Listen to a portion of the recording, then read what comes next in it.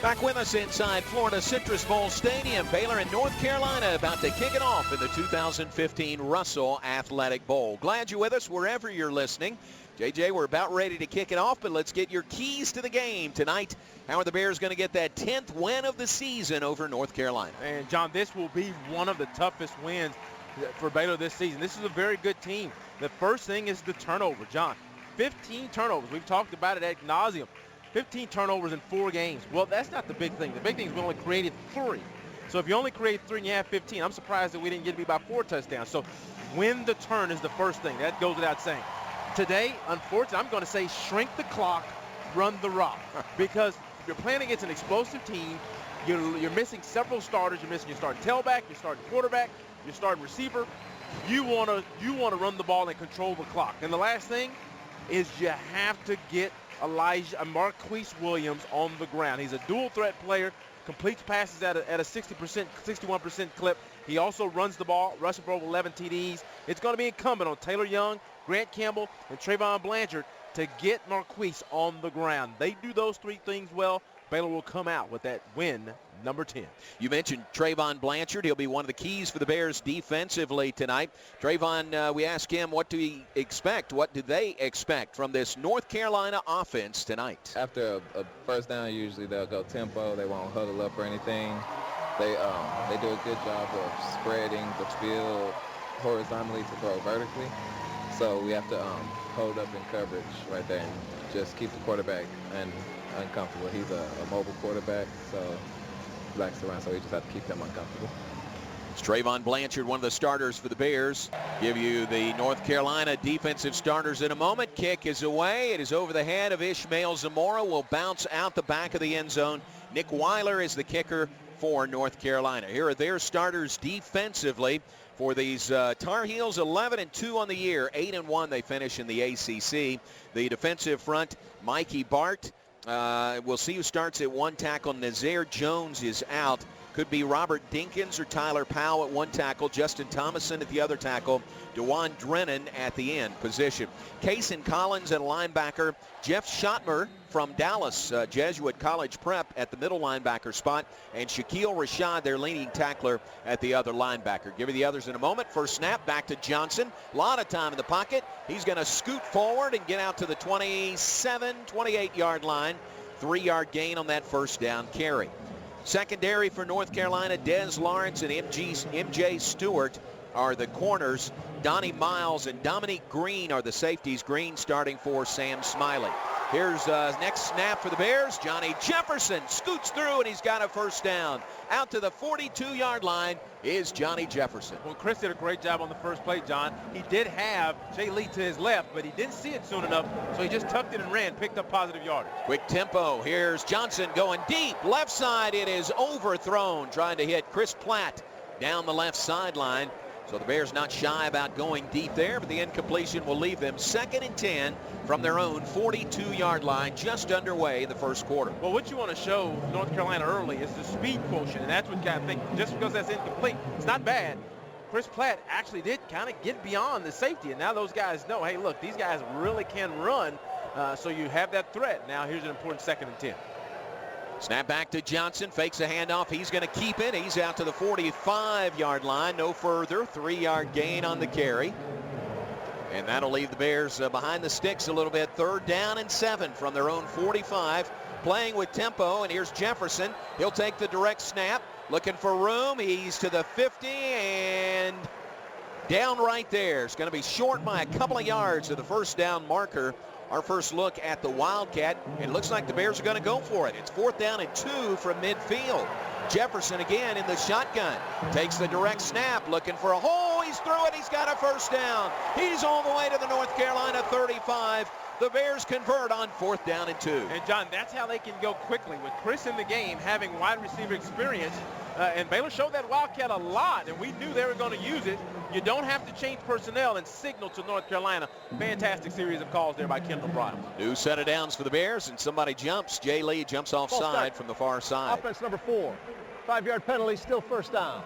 And with Chris as a young quarterback, this is one thing Baylor has to focus on. We really didn't do as good of a job of this late in the season. We had a lot of 1st and 15s, penalties.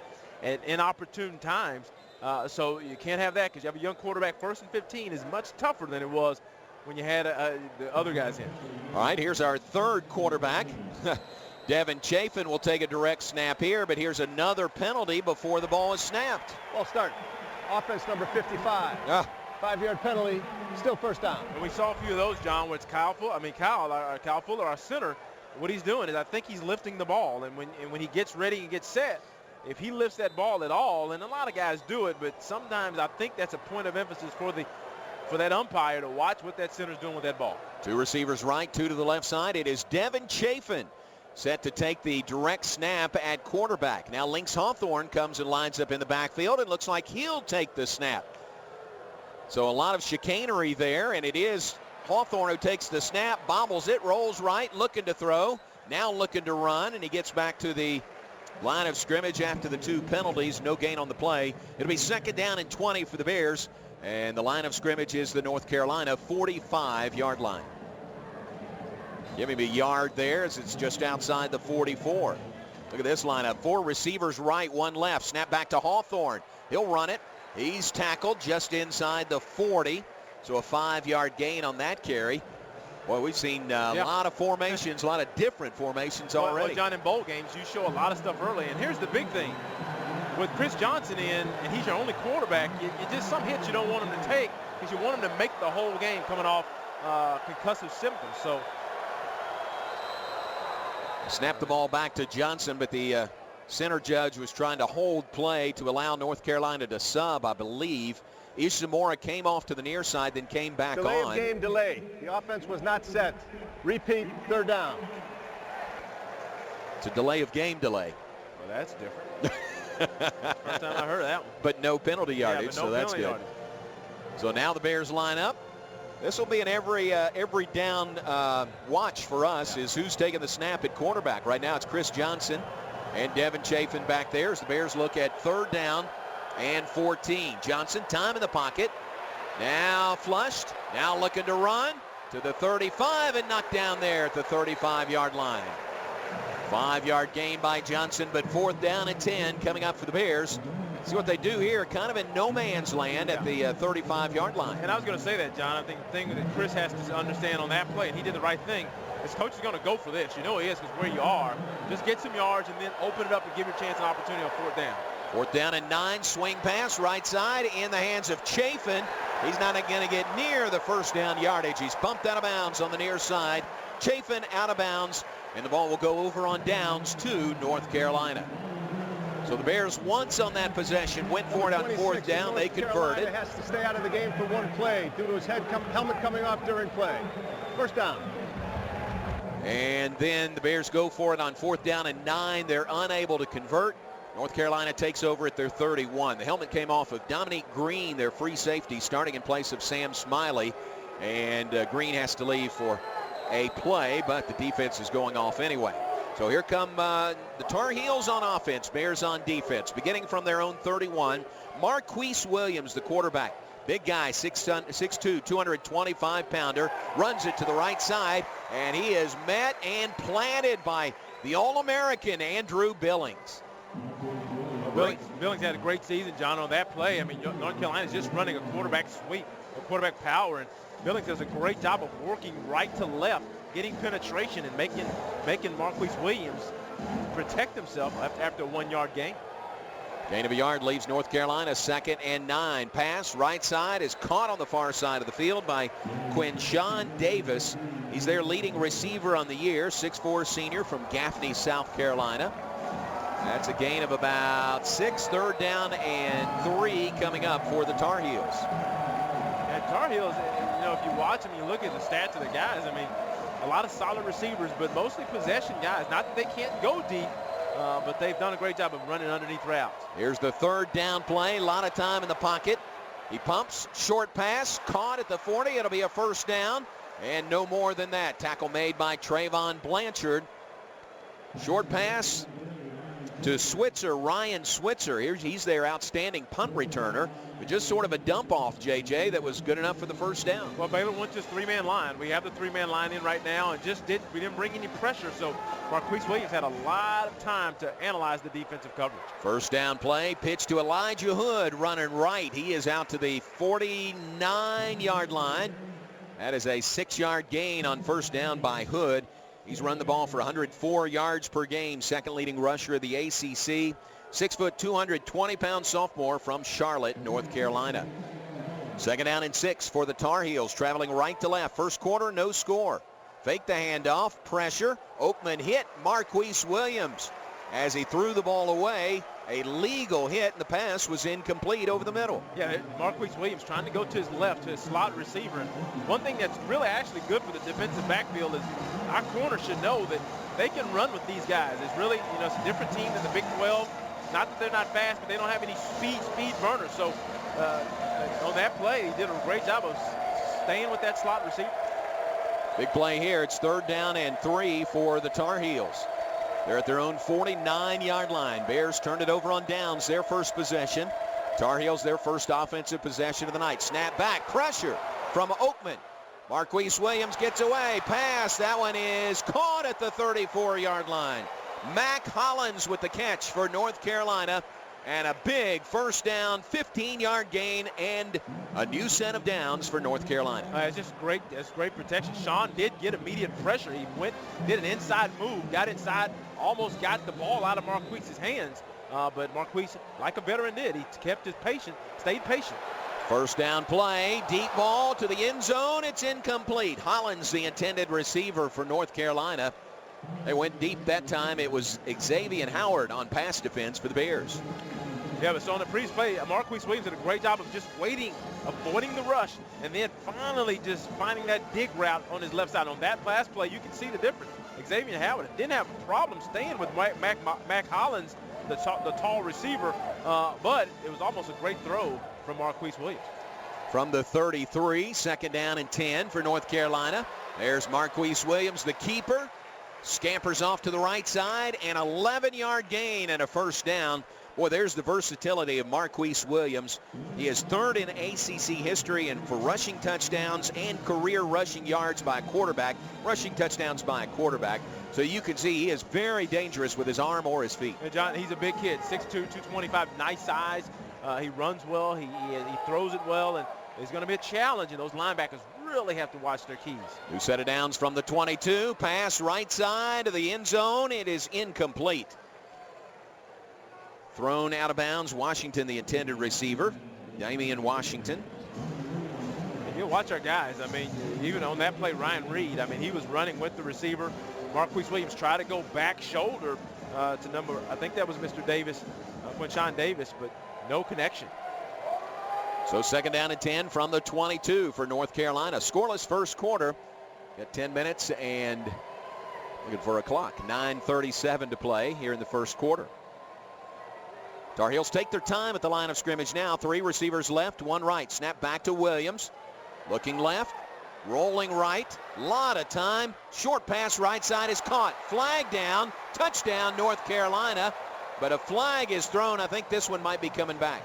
Well, it depends on it. I believe he stepped out of bounds by accident. And the question is, in college, if you're forced out, you can come back in and touch the ball.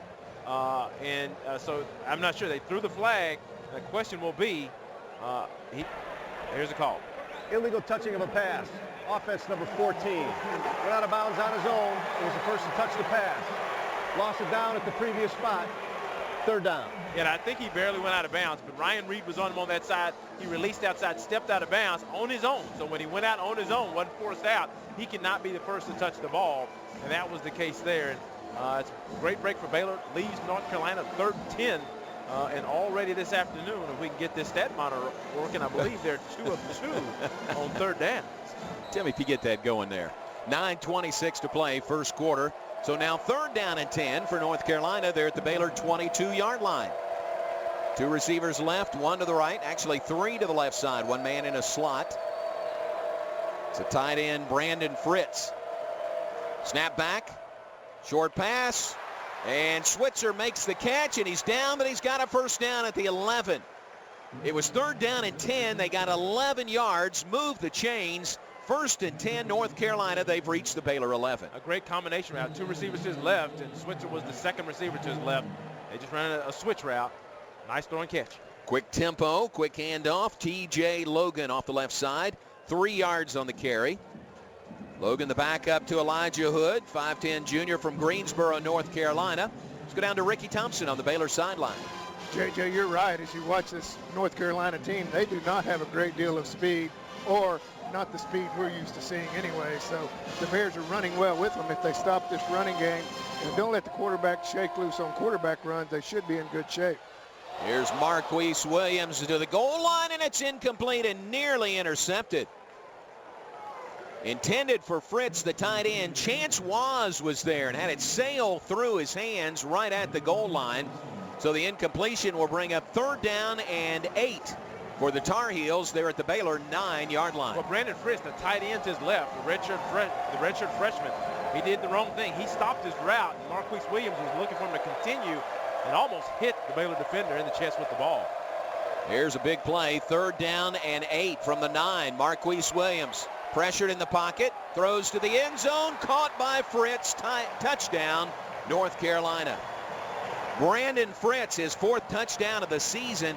He got open right side of the end zone, and it was just an easy toss by Marquise Williams, who was able to avoid some pressure. The pocket sort of collapsing around him, but he stayed really cool in there and then made the touchdown throw. Well, John, on that one, Taylor Young had Fritz. He had him, and Fritz came out and did like a hitch route like he's going to stay there, but then he continued on, and Taylor was looking back into the backfield. And I think the thing for Coach Bennett is going to be, he sees that this is a veteran quarterback, and if you give him time, it seems like his guys are finding the hole. So he's going to have to mix pressure, looks like, to stop Marquise. Nick Weiler is the kicker. Good snap, good hold, and he puts the extra point on the board. With 8:37 to play, North Carolina has drawn first blood here in the 2015 Russell Athletic Bowl. It's North Carolina 7, Baylor nothing on the Baylor IMG Sports Network. Produced points on this drive. Marquise Williams has shown why he is was one of the top quarterbacks in the ACC. He was only 5 of 9 on that drive for 48 yards, but the big thing is 3rd down conversions. Veteran quarterbacks make plays or find a way to get their guys in position to make plays. 4 of 4 on 3rd downs and made 1 3rd and 10. So Baylor 0-2 so far. So the question is going to be how Coach Bennett balances putting pressure on him and making sure you keep him corralled. Nick Weiler is the kicker for North Carolina. Boots it away. Ishmael Zamora 2 yards deep. Far side of the end zone will take a knee. And the Bears will begin at their own 25. Scoring summary for North Carolina on their first possession of the night. 13 plays, 69 yards, 3:11 off the clock. Matt tells us, as you said, JJ, 4 of 4 on 3rd downs on that drive. North Carolina goes up 7-0 on the Bears. Scoring summaries brought to you by the Bruner Auto family. A huge selection of factory-certified pre-owned cars, trucks, and SUVs. Find your factory-certified ride at BrunerAutoFamily.com. And I think from the first drive we saw, I believe Baylor can run the ball successfully on this North Carolina defense. And then that's going to open up the ability for K.D. Cannon, who's in the slot right now, to get open deep and other plays like that. Chris Johnson at quarterback for the Bears. He takes the snap, turns, hands it off to Devin Chafin. Chafin 3 yards upfield to the 28. He tested the middle there. Again, Baylor playing without Pat Colbert at right tackle. Blake Muir is over at that right tackle spot. Snap back to Johnson. He's going to run it himself. He's out for a first down. Well, depending on the spot. Just short, John. Yeah, they're going to spot him just short. He actually fell over the line, but they'll spot him just short. So 3rd down and half a yard for the Bears. Now it's Chafin in the backfield. He'll take the direct snap. He's got the first down.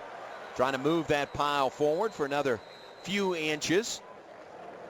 2-yard gain out to the 38. Throw a 3-yard gain and a first down for the Bears. And I think Coach Kendall's found something. We've never seen Baylor really do this, and I know now, I think after that Texas game, I believe this may become a staple of his offense going forward. Chris Johnson takes the snap, fakes a handoff. He's going deep, right sideline. K.D. Cannon, and he overthrew him. Cannon had a step, more than one step on those defensive backs. 3 steps, and that's the one difference. And see, and I believe what North Carolina's finding out, and you want to hit, you got to hit one of those. But I think what North Carolina just found out is these guys can run. And you can tell the difference in speed between North Carolina and Baylor. On that one, KD just ran by both of them. He was at the safety before the guy turned around and do it. So, but you got to convert those. Second down and 10. Direct snap back to Devin Chafin. Starts up the middle, comes to the right side. He's out, and he's punished on the tackle. Down at the 43-yard line, a 5-yard gain there. So it'll leave the Bears 3rd down and 5 from their own 43, trailing 7-0 to North Carolina. 7:25 to play, first quarter. Now it's Johnny Jefferson in the Wildcat. Boy, they are switching that up almost every play. Well, this time I believe Chris came out of the game.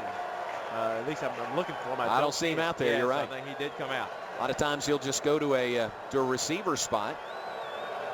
Here's Davion Hall in motion. Snap back to Johnny Jefferson.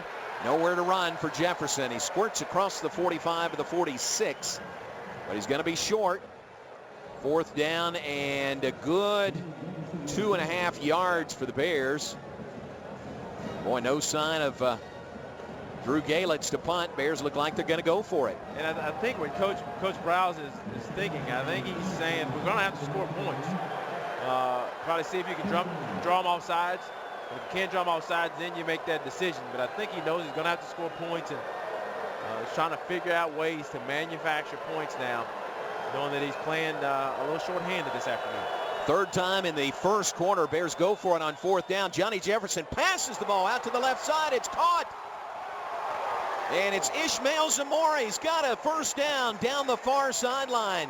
Johnny Jefferson showing his arm.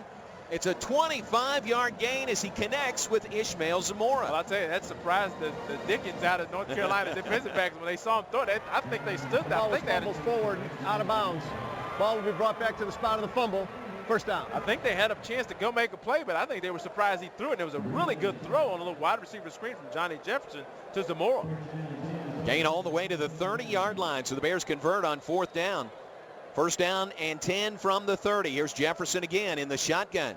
This time looks to run. Slowed up, bounces to the outside, and is bumped out of bounds at about the 25-yard line. Johnny Jefferson showing his versatility in the Wildcat. Yeah, and I'll tell you what, if Johnny can just show the ability to throw a little screen like that and then throw it, we know he can throw it deep because he threw it in the Texas game. That's right, John. That'll really make that Wildcat pretty effective this afternoon because actually the defensive backs have to cover. Now it's Devin Chafin in the quarterback position as the Wildcat. He takes the direct snap, flips it to Katie Cannon. Running from right to left, Cannon is pushed out of bounds short of the 1st down marker at about the 22-yard line. So that'll leave the Bears 2 yards short. 3rd down and 2 from the North Carolina 22. Bears trailing 7-0. And Baylor has to do it, getting these 3rd short situations like we are now. They're 1 of 4. The last one they made on a short situation. And here Chafin in the Wildcat. Chafin will run it off the left side. Good strong runner. I think he got it. Yeah. He did. He got inside the 20-yard line. He's in the HEB red zone. HEB, proud sponsor of Baylor football 2015. And that's a 1st down for the Bears. Boy, what a hodgepodge of formations. Well, if you watch us in game 1 and then you watch it in game 13, you're thinking like, is this the same football team? How about that? Now here's Terrance Williams in the Wildcat. Takes the snap, runs it up the middle. Good tough run. He's inside the 10-yard line.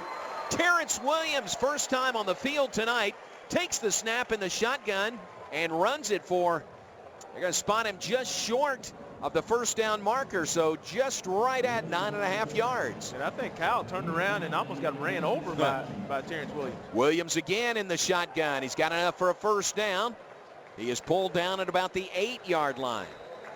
So already in the first quarter, we've seen Chris Johnson, Devin Chafin, Johnny Jefferson, Lynx Hawthorne, and now Terrance Williams take snaps at either quarterback or Wildcat, however you want to refer to it. 1st and goal for the Bears. They've got it at the 7-yard line. Here is Lynx Hawthorne at quarterback. Fakes a handoff. Running right. He's got a block. Hawthorne is into the end zone. Touchdown, Baylor Bears. Lynx Hawthorne runs it in for the Baylor score. They're an extra point away from tying North Carolina. Has to lead the game for one play. So there's helmet coming off through play. Let's go down to Ricky on the Baylor sideline. I tell you what, watch this, JJ. In the future, we were on the 5-yard line. The defensive back, the cornerback was lined up about a yard deep in the end zone. That would have been an easy throw, hitch, and touchdown there. We could make that play with links back there, so watch that one in the future. Keep an eye on that. Good point, Ricky. Here's Chris Callahan on for the extra point. Snap from Jimmy Landis. Back to Cole Edmiston, and the kick is good by Callahan. He's 77 of 77 kicking extra points on the season. Well, how about that? The Bears piecework things together and drive it down the field for a score to tie North Carolina. 4:25 to play. First quarter from Orlando in the Russell Athletic Bowl. Baylor 7, North Carolina 7 here on the Baylor IMG Sports Network. North Carolina will make adjustments, and then they'll also have to hit one of those deep passes just to keep that defense loose. Give you the scoring summary right after the Baylor kickoff from left to right. Spencer Evans will do the honors for the Bears. Approaches the ball and kicks it from north to south. And the kick is out the back of the end zone. Good distance by Evans. That was a 13-play, 75-yard scoring drive by the Bears. 4 minutes, 12 seconds on the clock. That's glacier-like for this Baylor offense. But you know what? It's a great plan. Try to shorten the game a little bit, and it ends in the end zone. The Bears tied up with North Carolina. Oklahoma, the two he mentioned most, and North Carolina did score. 75-yard drive, 69-yard drive of their own on their first possession. Bears have answered with a 75-yard scoring drive, and North Carolina has the ball beginning at their own 25-yard line. Marquise Williams, big senior quarterback, takes the snap in the shotgun. Rolls to the right side, running right, slowed up, and then finished off after a short 2 or 3 yard gain. Avion Edwards will get credit for that tackle for the Bears. Well, and they run him like a tailback sometimes. They'll just count. They'll go like they went about 3-by-1 set, 3 receivers to his left, 1 to his right. He counts numbers inside, and if he has the numbers, he just runs the run play. If not, he throws it outside. Smart guy, big guy, 6'2", 225. Here's Williams looking to throw on second down. Pumps once, backpedals a couple of steps, throws it, and it nearly intercepted. That was Avion Edwards again. And he left that throw really short. Avion nearly had the interception. Damian Washington was the intended receiver. But on the incompletion, it's 3rd down and 7 for North Carolina. Yeah, North Carolina perfect on their first drive on 3rd downs. Baylor couldn't get off the field. And this is where you need your defense to make plays. And coach has the 3-man line. See if he brings any pressure or bring that 4th rusher to try to get pressure on the quarterback. From the 28, here is Williams. Stands in the pocket, throws it right side. It's incomplete, but a flag is thrown. Oh, that's a bad flag, too. Yeah, I hate to see what's coming here. Ryan Reed was on pass defense. It was Quinshaw Davis, the receiver over there. So the officials are huddling to talk about it. And the sad thing is, Ryan, he had one last tug, but that ball was shot over Quinshaw Davis's head about 10, 15 feet. And Ryan Pass interference. Defense number 9. 15 yards from the previous spot. Automatic first down. Yeah, Ryan had one last little tug, it looked like, that he really didn't need. And that bails out North Carolina now still perfect after they get that 3rd down conversion by penalty. Oh, man. Instead, they would have been punting the ball away on 4th down and 7. But a first down on the penalty moves the ball out to the 43-yard line, their own 43. 3:52 to play. First quarter, Baylor and North Carolina 7 apiece. First down on the penalty. Snap back to Marquise Williams. Fake the handoff. Williams keeps. He gets to the 45. It's a pretty good fake there to Elijah Hood, and Sean Oakman bought it. He was going after Hood, and when he found out he didn't have the ball, he just kind of pushed him away like a rag doll. But minimal gain, only 2 yards to the 45 on the keeper by Williams. Yeah, that was a true zone read. He was reading Jamal Palmer on that side, and Jamal gave him the pull signal. Here's a pitch in the backfield to Hood, running to the near side, and he is slowed up and down. Grant Campbell makes the tackle. Less than a yard gain on that carry. The nose of the ball just across the 45. So it's going to be 3rd down and 7. Yeah, about 7.5 again for North Carolina. Yeah, and they've been in several 3rd down and longs, and or medium 7, 6, 7, and 8, 10. And Marquise Williams, the senior quarterback, I believe on this down, coach has to find a way to put a little pressure on Marquise Williams. to get that ball out of his hands quickly. Low snap back to him in the shotgun. Hit as he throws. Pass is caught, but well short of the first down marker. Pass complete on a crossing route, but Xavier Howard is there to make the tackle. Bug Howard made the catch. Big tight end for North Carolina, but only a 2-yard gain on that 3rd down and 7. So it's 4th down and 5 for North Carolina. They appear to be punting the ball away. Well, that's one stop. That's one we needed, John. And Coach Bennett brought a little pressure off the edge that time. I couldn't see. I believe it was Taylor Young late, or it may have been Trevon Blanchard, but he brought him late and forcing Marquise Williams to get that ball out of his hands quickly. Punt is away by Joey Mangili. Fair catch taken by the versatile Lynx Hawthorne, and the Bears have the ball back. So pretty good defensive stand there by the Bears.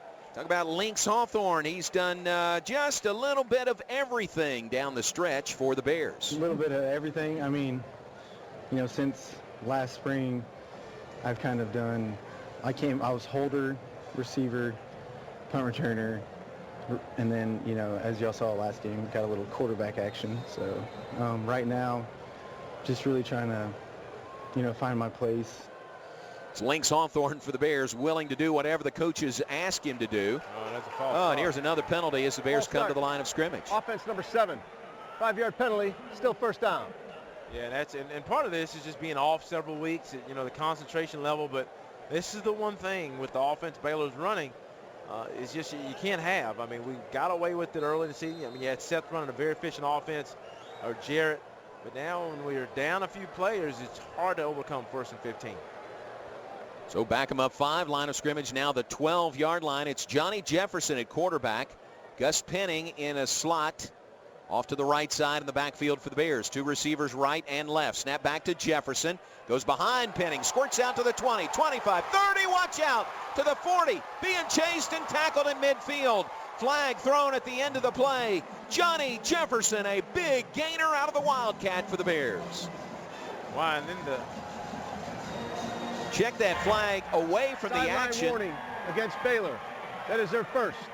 No distances involved. All right, so that's all it was, and that's good. 35-yard gain by Johnny Jefferson. How about that showing the speed? Yeah, it really was. And Johnny, when he runs the Wildcat, you have noticed the difference between him and Devin and Terrance. He is patient. He'll wait for the blocks to develop, and then he will pick the crease, which I think is a better way to run the Wildcat. If you're going to just snap it to a running back, is to he has to be patient. And Johnny's done a great job, did a great job against Texas as well. 35-yard gain on that carry by Johnny Jefferson. Bears have it 1st and 10 at the North Carolina 47. Jefferson again. Oh, and he tries a jump pass, and it's batted down at the line of scrimmage. He went one step forward, then just tried a jump pass. Ricky, who was he trying to hit over the middle there? I couldn't tell who it was. It was a tight end on the right side, but he was wide open. Someone got a hand up and just tipped the ball. That's a big play. So it was Gus Penning he was trying to hit. Now Lynx Hawthorne takes the snap, hands it to Jefferson. He's inside the 40-yard line on that carry. Bears looking at 3rd down and a couple. Nose of the ball now inside the North Carolina 40. Well, yeah, Johnny, what he did, he was going to do like just a little jump pass. The Tim Tebow, we call it. And he had Penning wide open, but on that one, they just did a little zone read, and Johnny picks up about 7. 3rd down and 2. Snap to Hawthorne. Running left. Tucks the ball away to the 30, to the 20. Down the sideline to the 10. 5 to the pylon. And no, he's out of bounds. He'll be marked out of bounds at about the 2-yard line. But Lynx Hawthorne gives the Bears 1st and goal at the 2. Well, I tell you, Lynx does a great job of making the safety miss. He runs a little zone read. He gets to the alley. He makes the linebacker. I didn't get the number. He makes him miss. And he sprints to the pylon just short. But the versatility on these inside receivers and running backs, I think they're going to review. Moving on the field was the runner was out of bounds at the 3-yard line before he lost possession of the ball. 1st down. All right, we get a look at the replay. The officials are taking a look at it also. He kind of is losing control of the ball as he goes out of bounds. He's reaching for the pylon, but the ball's out of his hands when it hits the pylon. So no change. It'll be 1st and goal for the Bears from the 3. It's Devin Chafin in the Wildcat. Chafin, a yard, and he's pulled down at the 2. Chafin pulled down by Shaquille Rashad, the strong side linebacker, the senior from nearby Jacksonville, Florida, their leading tackler on the year. Yeah, and on that play, Devin, that's one of the ones where Devin is more of a power back. He likes to get the ball and go immediately on the Wildcat type formation. Johnny, and on that one, he would have saw that linebacker coming down and made him miss. But sometimes you have to be a little bit patient. Let those blocks develop, even if you see that maybe I can find a crease. 2nd and goal from the 2. Snap back to Chafin. He is into the end zone. Knifes through from the Wildcat position. And the Bears take the lead on North Carolina here in the latter stages of the first quarter. How about that drive by the Bears? A couple of big runs by Johnny Jefferson, by Lynx Hawthorne. Then it's Chafin that punches it in for the Baylor score. Let's go down to Ricky Thompson on the Baylor sideline. I'll tell you, this North Carolina front is really tired at this point. I don't know how much depth they have, but they're not used to this type of speed on offense or this offensive line. If you keep this up, they will really wear down as you get into the 3rd and 4th quarters. Wow, all right. Here comes the extra point try. Landis with the snap. Cole Edmiston out of Gatesville with the hold. And Chris Callahan puts it on the board. So now with 15 seconds to play in the first quarter, Baylor leads North Carolina 14-7. That drive, 6 plays, 83 yards, 1:53 off the clock. Even with all the runs, it's still a drive that is sub 2 minutes. So now the Bears will kick it off from left to right, north to south. Spencer Evans approaches the ball. Kicked it out of the end zone last time. This one will bounce at the 11, taken on a hop at the 1. Hughes runs it. Up the seam, comes to the near side, to the 30, to the 40. Ball came out at the end of the play. Patrick Levels made the tackle. Ball will go out of bounds. And a flag is down at the end of the play as well. And I think that's going to be a late hit by one of the North Carolina players on the Baylor player, I believe. He's pointing to a spot, but I believe it was a late hit against the Baylor defender late. After the play was over, personal foul, unnecessary roughness. Number 8 on the kicking team. 15 yards from the end of the run, automatic first down. Well, I thought it was a North Carolina player, but it may have been, it was Baylor evidently. The ref saw something, the back judge, and we didn't see it. That's going to give North Carolina an additional 15 yards and push them into Baylor's territory. Boy, that's tough. That one hurts right there. It's a great return by Mike Hughes, and then you add on the 15 penalty yards on top of that. And North Carolina will begin at the Baylor 41-yard line. Bears do lead it 14-7. We've got 5 seconds left here in the first quarter. Bears have scored on back-to-back possessions after being stymied on their first possession of the night. Marquise Williams takes the snap, hands the ball off. Hood stacked up on the right side and pushed back. There's that defensive front by Baylor. And K.J. Smith in there at the defensive end spot leading the charge. And that is the end of the first quarter. The 2015 Russell Athletic Bowl. John, overall, the big thing for Baylor, no turnovers in that first quarter, which was the one thing that led to those defeats late in the season. That's a great point. No turnovers by the Bears. They lead at 14-7. Switch ends. North Carolina with the ball, driving left to right now. Snap back to Marquise Williams. Pressured in the pocket. Pass may have been deflected, or did they hit his arm as he threw the ball? But it's incomplete to the left sideline. And that'll bring up 3rd down and 8 for the Tar Heels coming up. Yeah, he stands in the pocket really well, but I'm not sure if anybody hit his arm. It really came out as he looked to the left side. It was like he was looking for Matt Collins. But North Carolina here, trying to steady the ship. Baylor's defense is adjusted. They're starting to put a little bit more pressure. Here on 3rd down and long, will Coach Bennett bring pressure with the 3-man line and additional linebackers? Here we go, 3rd down and 8 from the 39 for North Carolina. Pressure on Williams. Gets the pass away. It is caught on the near sideline. And out of bounds right after making the catch is Quinshaw Davis. So that's enough for a first down at the 30. And again, North Carolina converts on 3rd and long. Yeah, well, Coach brought, he didn't bring pressure. He's got a 3-man line, and he brought Taylor Young off the edge. Well, that's a 4-man rush, a standard rush, but Baylor almost got there. Marquise Williams did a great job of waiting for the route to develop as he had time to do so. From the 30, new set of downs for North Carolina, trailing 14-7. Short pass, near side, catch is made, and then Avion Edwards bumps Hood out of bounds. And that's going to be about 4 yards, right, to the 26-yard line. So 2nd down and 6 coming up for North Carolina. Yeah, just a simple out route to his right. And Marquise Williams, he's shown, I can see why he has 10,000 total yards in his career, which is a very productive year. He stands in the pocket, and when it's time to run, he runs well. Bears showing blitz. North Carolina picks it up. Pass, slant route. It's caught in the middle of the field by Bug Howard. Tackle is made by Chance Was as soon as the catch was made, but a 17-yard gain on that completion. And that time, Marquise had to get rid of the ball pretty quick because somebody was coming off the edge. First down, quick snap, pitch the ball to Hood, running right. He is stacked up and tackled outside the 10-yard line. 2 yards to the 11 on that first down play. It's 2nd down and 8. Well, North Carolina, you can tell. I mean, they're gonna put the ball in Marquise Williams' hands, and then they're gonna go to Hood. But Marquise Williams, you can tell, even though they don't have a lot of speed, they have a lot of possession receivers that run really crisp routes, and that can be just as effective. If you can run crisp routes, you can get that separation you need, and the quarterback, a veteran quarterback, will find you.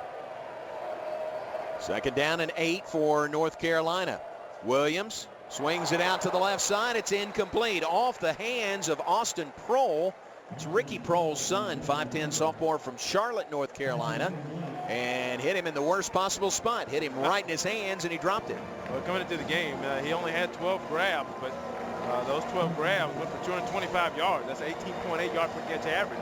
So they like to get the ball in his hands. And if it's anything like his dad, you can tell he knows what to do with it. Here's another big 3rd down and 7, and North Carolina's been really efficient on 3rd and medium. Logan in the backfield, snap back to Williams, stands in the pocket, pressured and sacked. Back at the 15-yard line, the Bears get him for the sack. Avion Edwards out of Stephenville High School with the sack, and that'll bring up 4th down for North Carolina. Well, Avion Edwards, he did the route. He did the great thing. I mean, he saw the back stay in, so then he just stayed. He was a free guy, and as soon as he saw Marquise Williams step up, he immediately came and got him on the ground, because if he doesn't make the stop, then that's a touchdown. So they set up for a field goal. Their kicker is Nick Weiler. He's good, 19 of 22. He's hit from as far away as 48 this year. 32. This will be a 32-yard attempt from the right hash. Good snap. The kick is plenty long, and it's good for North Carolina. So with 12:28, it's 3, not 7 for the Tar Heels. Our new score, Baylor 14, North Carolina 10. We're back in a moment here on the Baylor IMG Sports Network. Around the corner. But it's your call, whatever you want to do. You're right about that. Hit us at Voice of Bears and let us know where you're listening. Coming to you from Florida Citrus Bowl Stadium. Beautiful facility. $208 million facelift to this stadium in the last couple of years. Wow. It is really nice. Host this bowl game in the Buffalo Wild Wings Citrus Bowl coming up on New Year's Day. Kick is away by North Carolina. Plenty of carry on the kicks from north to south. It bounces a yard out the back of the end zone. So the Bears will begin again at their own 25-yard line, leading now 14-10 over North Carolina. Yeah, and right now, I mean, Baylor gets the ball back, and coach is going to, you can tell Coach Kendall Browse probably loves this. I saw him on the sideline with Lynx and Johnny and Devin and Chris. And, you know, this is kind of one of those deals where you can break tendencies, you can show different stuff, and you can start working on things you want to and put in the offense next year. And John Chris comes back out to give him more of a traditional look. But Coach can go to the Wildcat from this set. So we'll see what Coach Kendall has dialed up. All right, from the 25, snap back to Johnson. Play action. Now looking to run. Tucks the ball. Now he picks it up, looking to throw again, and he threw it away into the Baylor team bench area. K.D. Cannon was coming back for the ball. He was 40 yards downfield. He turned and was running back up the sideline. The incompletion will leave the Bears 2nd down and 10. And you can tell the thing Chris is not yet comfortable with is what I call a fade stop. And that's when they'll go about 10 yards, and if they don't get by the guy, they'll just stop it down. And on that one, he had a chance to release it to Ishmael Zamora, just didn't feel comfortable, so he scrambles out and throws it away. 2nd down and 10. It's now Chafin will take the snap in the Wildcat. Trying to follow his blockers up the middle. Gets to the 29-yard line. Put on the ground there by Jeff Schottmer. He's the middle linebacker out of Jesuit College Prep. For an injured player. And it's a North Carolina player that is injured on the play. Schottmer's an interesting story. 6'2", 235-pound senior linebacker from Dallas's Jesuit College Prep. Went to high school with a guy named Jordan Spieth there. Oh, wow. And coming out of high school, Schottmer was a 185-pound safety And he gets to North Carolina. Now he's 6'2", 235, and playing middle linebacker for this team ranked number 10 in the nation. Preseason pick to win the Big 12 Conference this year. No better way to kick that conference play off to a good start for Coach Drew and the Bears, and to win in Lawrence. Lady Bears undefeated on the year, ranked number 4, and they will open Big 12 play tomorrow night in Stillwater against Oklahoma State. Cowgirls are 10-1 on the season, so good luck to both basketball teams opening Big 12 play this week. It was Jeremiah Clark, JJ confirms, who was helped off, and we're about to resume play. The Bears will have it at 3rd down and 5 from the 30-yard line. It's our play coming back. Lynx Hawthorne sets up at quarterback for the Bears. Hawthorne claps his hands, takes the snap, swing pass out to the near side to Terrance Williams. Bumped out of bounds after a short gain of only 2 yards. So it's 4th down for the Bears from their own 32-yard line. Yeah, we probably have to punt this one. That's a full 3 yards. And try to do a little swing pass to Terrance Williams into the boundary. Just couldn't get that edge. Good blocking on the edge. I believe that was by Ishmael Zamora, but just couldn't get beyond that. So for the first time this afternoon, going to bring out the Baylor punting crew. Drew Galitz, only 40 punts on the year for Galitz. Good 40.7 yard average for the freshman out of Rowlett. Watch the return man, Ryan Switzer. He's had 7. Ooh, and this one is nearly blocked. I don't know how they didn't get it, but he punts it away. Switzer backpedals to the 20. There's a flag down as they hit Galitz. Bears may be able to retain possession. Well, they will, John, even if running into the kicker. 5 yards in the defense. Yardage results in a 1st down. It was 4th down at about 3 or 4 yards. So any penalty that was upheld is going to convert that. And I thought they were going to get there. They had 4 people coming. They had the block on. I think they probably seen something on film. They felt they could get there, but they missed it. I don't know how. I don't either. I don't know how he missed it. They were all over him. So the penalty will give the Bears a 1st down. They'll retain possession. What I was saying about Ryan Switzer, he's returned 7 punt returns in his career for touchdowns. The NCAA record is 8, and he has 7 of them, and he's a junior. So he's got this game and next season to go. He's a junior from Charleston, West Virginia. Romar Morris from North Carolina, reserve tailback. He got in. He just overshot it and missed it. Wow. Here's the snap back to Chafin. Chafin runs hard right up the middle. And he's all the way out to the 43-yard line. Nice carry on 1st down, 6 yards for Devin Chafin. Well, I guess one thing, too, about Devin likes to get the snap and just go. That's an adjustment that the defense has to make. There's one guy who reads it and one guy who gets it and goes. There's Chafin again. Big carry, and he's got a 1st down across midfield. Big Russell Athletic Bowl logo. He's down at the North Carolina 48. Let's check in with Ricky. Well, guys, it doesn't hurt to have a 410-pound lead blocker at fullback either. Right. Big Laquan. Who are you talking about? Which one? Oh, it's Laquan. Yeah. Laquan is in there in a slot to the left side now. 1st and 10 for the Bears at the 48. Laquan the lead block, and Devin Chafin pretty bullish himself inside the 40 to the 39. And Laquan's just telling coach, bring some more. Laquan a linebacker is coming. How would you like to be a linebacker? Number 42, the strong side linebacker, Shaquille Rashad. He's their leading tackle on the scene. He has to come in and meet that thing. And, man, that's a headache. He's a good-sized guy, but nothing like Laquan. Here's Jefferson through a hole. He serpentines his way to the 20, to the 15, and he's out of bounds at the 10-yard line. A weaving run by Johnny Jefferson, and the Bears now have 1st and 10 at the 11-yard line of North Carolina. And I would like to say that I think we've thrown maybe 4 or 5 passes.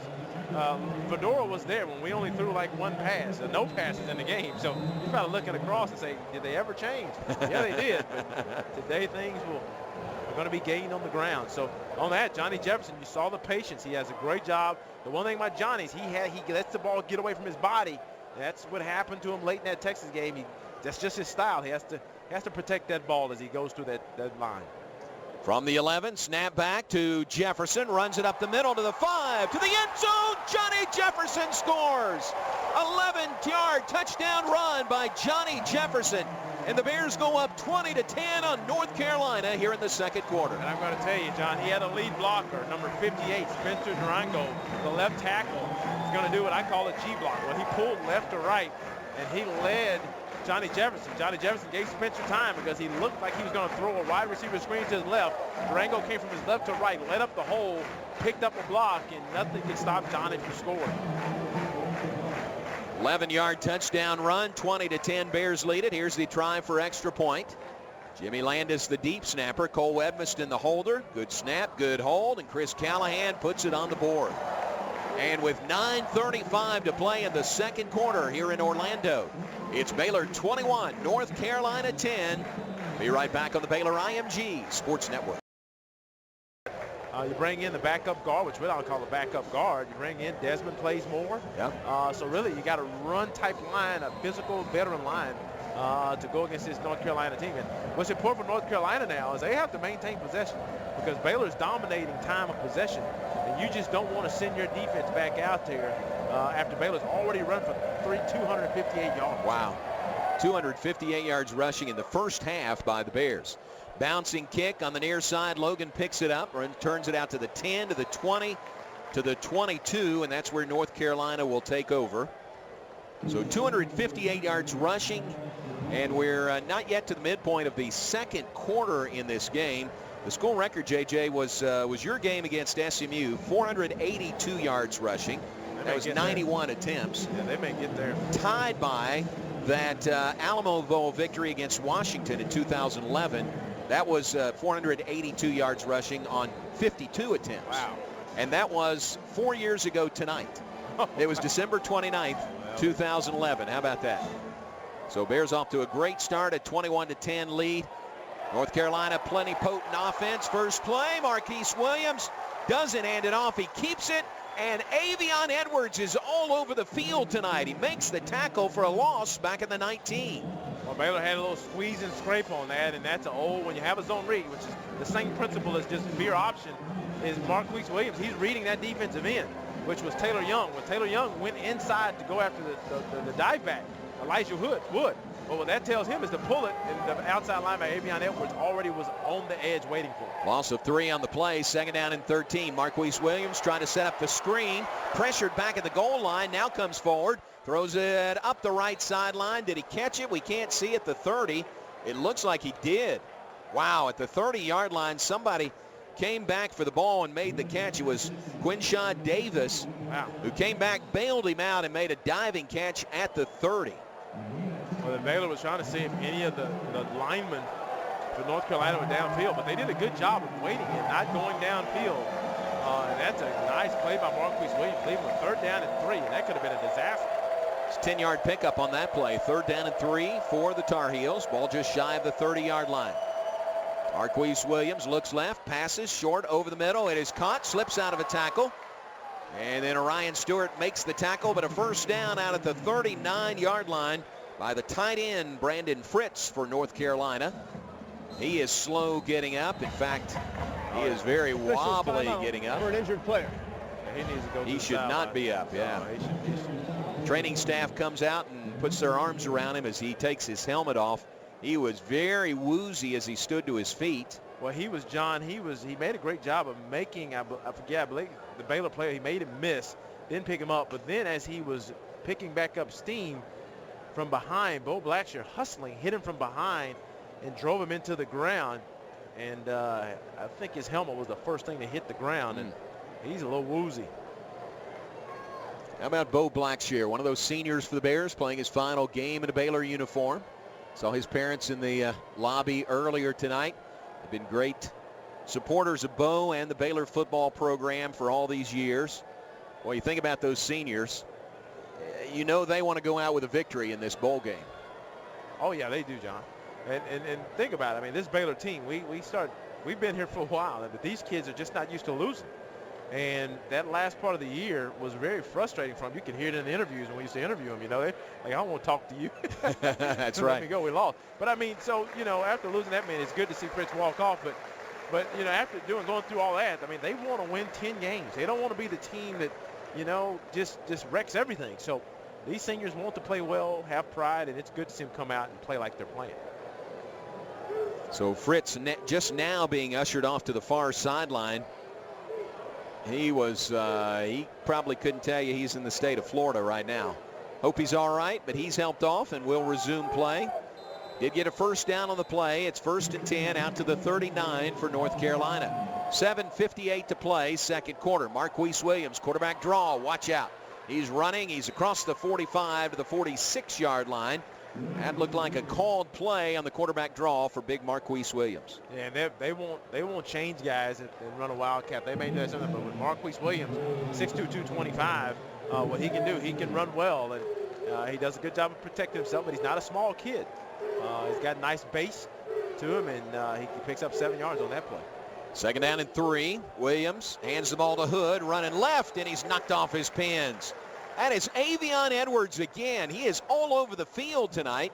Gain of only a yard will leave North Carolina 3rd down and 2 from the 47. Well, Coach Bennett's going more to that 3-man line, so that brings in another linebacker. Taylor Young on the outside. You have Grant Campbell that's kind of slid out. Trayvon Blanchard, of course, is that nickel. That brings Avion Edwards as that inside middle linebacker in this set. And he's doing a great job of finding guys and getting them on the ground. Here's 3rd down and 2, and those North Carolina defensive players on the far sideline are saying, come on, get a first down. We're not ready to go back out there yet. And about to be... Prior to the snap, charge timeout, North Carolina. They're first. About to be caught by the play clock. They call a timeout. We'll keep it right here, 6:48 to play.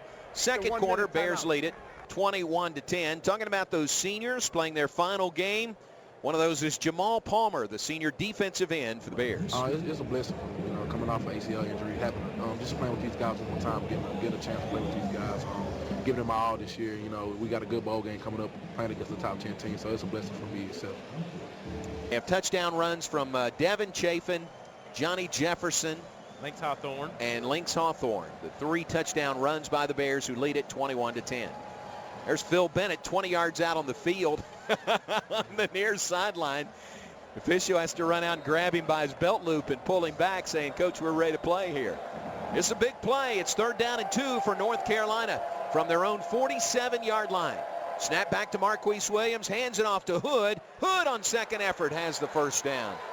Hit first, and it would have been really close there at the 49, but on second effort, he ends up with a 5-yard gain into Baylor territory and a first down for the Tar Heels. They've got it at the Baylor 48-yard line. New set of downs for North Carolina, wearing all white tonight. Bears in the black helmets and pants, green jerseys, gold numerals. Metallic gold BU on either side of their matte black helmets. New set of downs, Marquise Williams. He's going deep down the seam, and it's easy pickings. It's intercepted at the 10-yard line. Returning to the 20, to the 25, Orion Stewart is finally pulled down at the 33-yard line. That looked like he was taking a punt. It was so easy for Orion Stewart. Let's check in with Ricky on the Baylor sideline. Well, I think there was a misread between he and the receiver, because the receiver just stopped. He didn't even know the ball was in the air, and it was probably 10, 12 yards over his head. Ryan Stewart, all he had to do was play center field and make an easy catch. That was a miscommunication of some kind, but a huge turnover there. Well, the first thing is Switzer was a slot receiver to his right, Ryan Switzer, the leading receiver, and he was going up the seam. And what Ryan Switzer saw is he saw Orion Stewart, the safety, on top of him. He had a guy trailing, so he didn't think Marquise Williams was going to make the throw because of the read. And when he let it go, Ryan had already stopped, and that resulted in an easy interception for Orion, and Baylor's the beneficiary of that break. And here comes Johnny Jefferson. First turnover tonight by either team. Here's Jefferson, starts forward, steps back. Now he fires the ball right side, and it's incomplete. It's Davion Hall, the intended receiver. Tell you, he had some mustard on that pass, too. Yeah, Johnny has a strong arm, and I got a feeling Johnny played some quarterback in high school. He was a running back, but I think he's done this because right. You can tell he's comfortable doing the Wildcat and even thinking about throwing it. But on that one, I believe was that Ishmael Zamora who missed that pass? That was Davion Hall. Davion Hall. Here's the play, 2nd down and 10.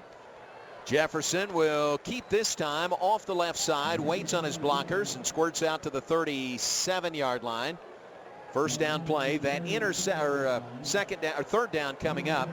That interception, the 4th of the year by Orion Stewart, the 11th of his Baylor career. First turnover of the night by either team. Now the Bears looking at 3rd down and 7 from their own 37-yard line. leading North Carolina 21-10, 5:35 and counting, second quarter. And I believe right here, knowing North Carolina gets the ball after half, if Coach Kendall can get this down to 4th and 2, if he doesn't get the first down, they're going to call the timeout. But get it down to 4th and 2 or 3 or less, I think they'll go for it. 30-second charge timeout, Baylor. They're first. So you're right. They run the clock down, take a timeout, 5:20 to play, second quarter. Boy, this is just such an anomaly for the Baylor offense that all season long was, run like your hair's on fire, going so fast that they put the defense back on its heels. Now with the injuries, a little bit undermanned coming into this game, they're playing to their strengths, which is the running game and that big offensive line, and willing to slow the game down, and it's worked to their benefit so far. And I think what Coach Kendall's figured out, besides being undermanned, this isn't his offense, but I believe what you do is you find things that you can supplement your basic offense with. I think what he's found with this stable of backs and Seth or Jared coming back, I can add something to the offense next year. But tonight, we're going to use it and show that we can be productive. All right, here's a big third down play coming up, 3rd down and 7. Snap back to Chris Johnson. He hands the ball off to Jefferson to the 40, bounces to the outside. He's got a first down out to the 50-yard line. 14-yard gain on the legs of Johnny Jefferson, who took the handoff from Chris Johnson, moved the chains. Bears have the ball at midfield. I think that's Kyle Fuller. He's really laboring. And they're going to bring in a whole different offensive line. Holy cow. That is a line change right there. Literally, the entire offensive line comes off. Second line goes in. I think that has to do something. That's like playing, because Kyle was limping, but I think since they're running the ball so much, I think Coach Kendall's like, well, let's keep some fresh bodies out here. Snap back to Terrance Williams in the Wildcat. Williams off the right side and tumbled down at the 44-yard line. That's a nice 6-yard gain on first down by Terrance Williams. I'll tell you, Laquan is having a blast out there. He's getting to block against guys that are 100 pounds smaller than him. He is plowing some guys, exactly, isn't he? Wow. Snap back again, pitch to Zamora. Helmet goes flying for North Carolina. Zamora is down at the 40, and a flag is down as well. Boy, there was a lot going on that play. A North Carolina player had his helmet go flying off. That was Shaquille Rashad, their linebacker. That's going to be against Baylor. It's going to be hands to the face. Yeah, it's going to be hands to the face by 68, Ishmael Wilson. Got him up a little too high. That's with the helmet we saw flying. Personal foul. Hands to the face. Defense number 68. 15 yards from the spot of the foul. Repeat first down. Offense number 68. The North Carolina player does not need to leave the game for one play because the helmet came off via a foul. So that second team offensive line for the Bears, Ishmael Wilson is in there, Tanner Thrift, Rami Hamad, Desmond Hilliard, Desmond the senior out of Dallas Lincoln, and Patrick Lawrence, redshirt freshman out of Waxahachie's in there. What's that guy, number 77? 6'6", 295, redshirt freshman. And now here comes the first team offensive line back in. JJ, we haven't seen that all year. Just a wholesale change. First team offensive line for the second team offensive line. I think part of it is because you're going to run so much, the linemen will get a little bit more tired. It's more tiring to run block and run block and run block than pass block. But then I think he wants to get those young guys. Those are the guys who are going to be playing next year. You got to get them some time. And they hadn't played a ton beyond those early season blowouts. Snap back to Chris Johnson. He'll hand the ball to Terrance Williams running right side. With the penalty, that was a first down and 20, but he gets 10 of it back right there. In fact, 11 of it. It is 3rd down and 9 for the Bears from the North Carolina 49. To Williams right side. Watch out. 40 to the 35. He's struggling and he's pulled down at the 32. Terrance Williams with some good, tough running tonight. First down, Bears. 1st and 10 at the North Carolina 32 with 3:47 to play in the second quarter. Baylor leading it 21-10. Well, John, Baylor already, they've now 282 yards rushing, and they'll go over 300 here if they maintain possession of this ball. Chafin pitched it in the backfield. Watch out, ball's loose. North Carolina picks it up. Tackle is made. First turnover of the night. That's going to go as an incompletion, though, right? On the field was an incomplete pass. Wow. Second down at the previous spot. It's that flip forward from the quarterback intended for K.D. Cannon, But that's passing yards if it works. It's an incompletion if the ball is not loose or falls to the ground, which it did there. So the Bears dodge a big bullet right there. Well, and John, that's the one thing about tossing it forward when you're in that position. North Carolina fans are buzzing over there. Baylor lines up, want to run a play really quick. 2nd down and 10 from the 32. To Lynx Hawthorne, the snap back. He is pulled down for a loss back outside the 35-yard line. So again, we've seen that a lot this year, and again, you can hear the North Carolina fans saying, why isn't that a fumble? But it's basically an incomplete pass is how it's ruled. Yeah, Hawthorne a loss of 3 back to the 34. Yeah, tossing it forward. If you toss it back and they drop it, it's a fumble. If you toss it forward behind the line there, it's going to be an incomplete pass. 3rd down 12 for the Bears from the 34. 2 minutes 56 seconds to play, 2nd quarter. They bring Chris in here for the threat of passing, and North Carolina's going to play coverage. They don't want to be able to run by them. Snap to Johnson, steps back, fires it right sideline. It is caught. Did he get it? It is, yes. Caught by Katie Cannon. Had to dive to make the catch, but got a foot down at the 27. So a 7-yard gain there. It's 4th down for the Bears. 2.5 minutes and counting, 2nd quarter. It's 4th down and about 5? Yeah, about 5. I'm surprised coach is not kicking this. Here we go. They run the play. Handoff. 1st down up the middle and more. Johnny Jefferson, his 2nd touchdown of the night. Johnny Jefferson runs it in from 27 yards out.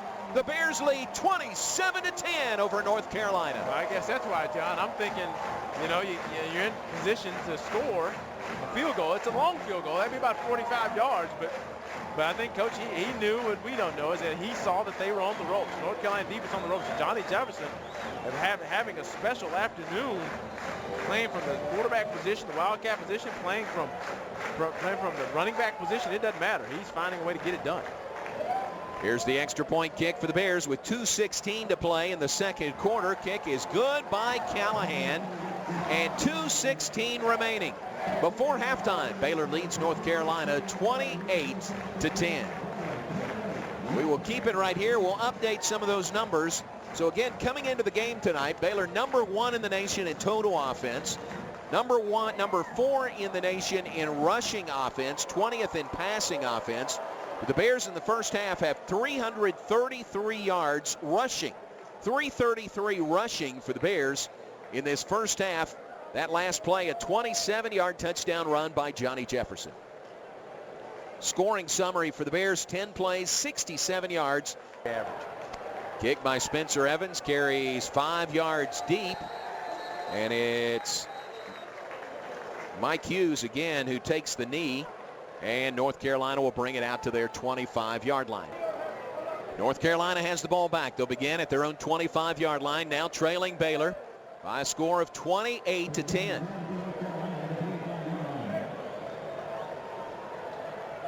Marquise Williams, the cornerback draw, runs it up the middle. He's to the 30. He is to the 35, maybe just shy of the 35-yard line. Again, the dangerous senior quarterback for North Carolina, Marquise Williams. 94 touchdowns responsible for in his career. That's a school record. It's 3rd most in the ACC. Snap back to him, 2nd and short. Passing near sideline, and Baylor making a break for it. The ball falls incomplete.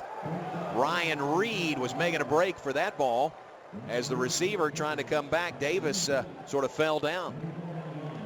Yeah, and that Baylor brought pressure, and Jamal Palmer's limping off to the sideline. Hopefully he's okay. He looks okay under his own power, but Baylor brought pressure. Coach Bennett decided to bring the blitz. 3rd down and short, pitch to Logan, running left, big gainer. And all the way into Baylor territory across midfield to the Baylor 45-yard line is TJ Logan. 21-yard gain by Logan, the junior tailback out of Greensboro, North Carolina. Boy, he had a good head of steam there. 21-yard gain, 1st and 10 at the Baylor 45. The Baylor defense should be rested, and North Carolina spreading them out, trying to find a way to push the ball downfield, going deep here. Marquise Williams throwing for the end zone. It is incomplete. Xavier Howard there on pass defense.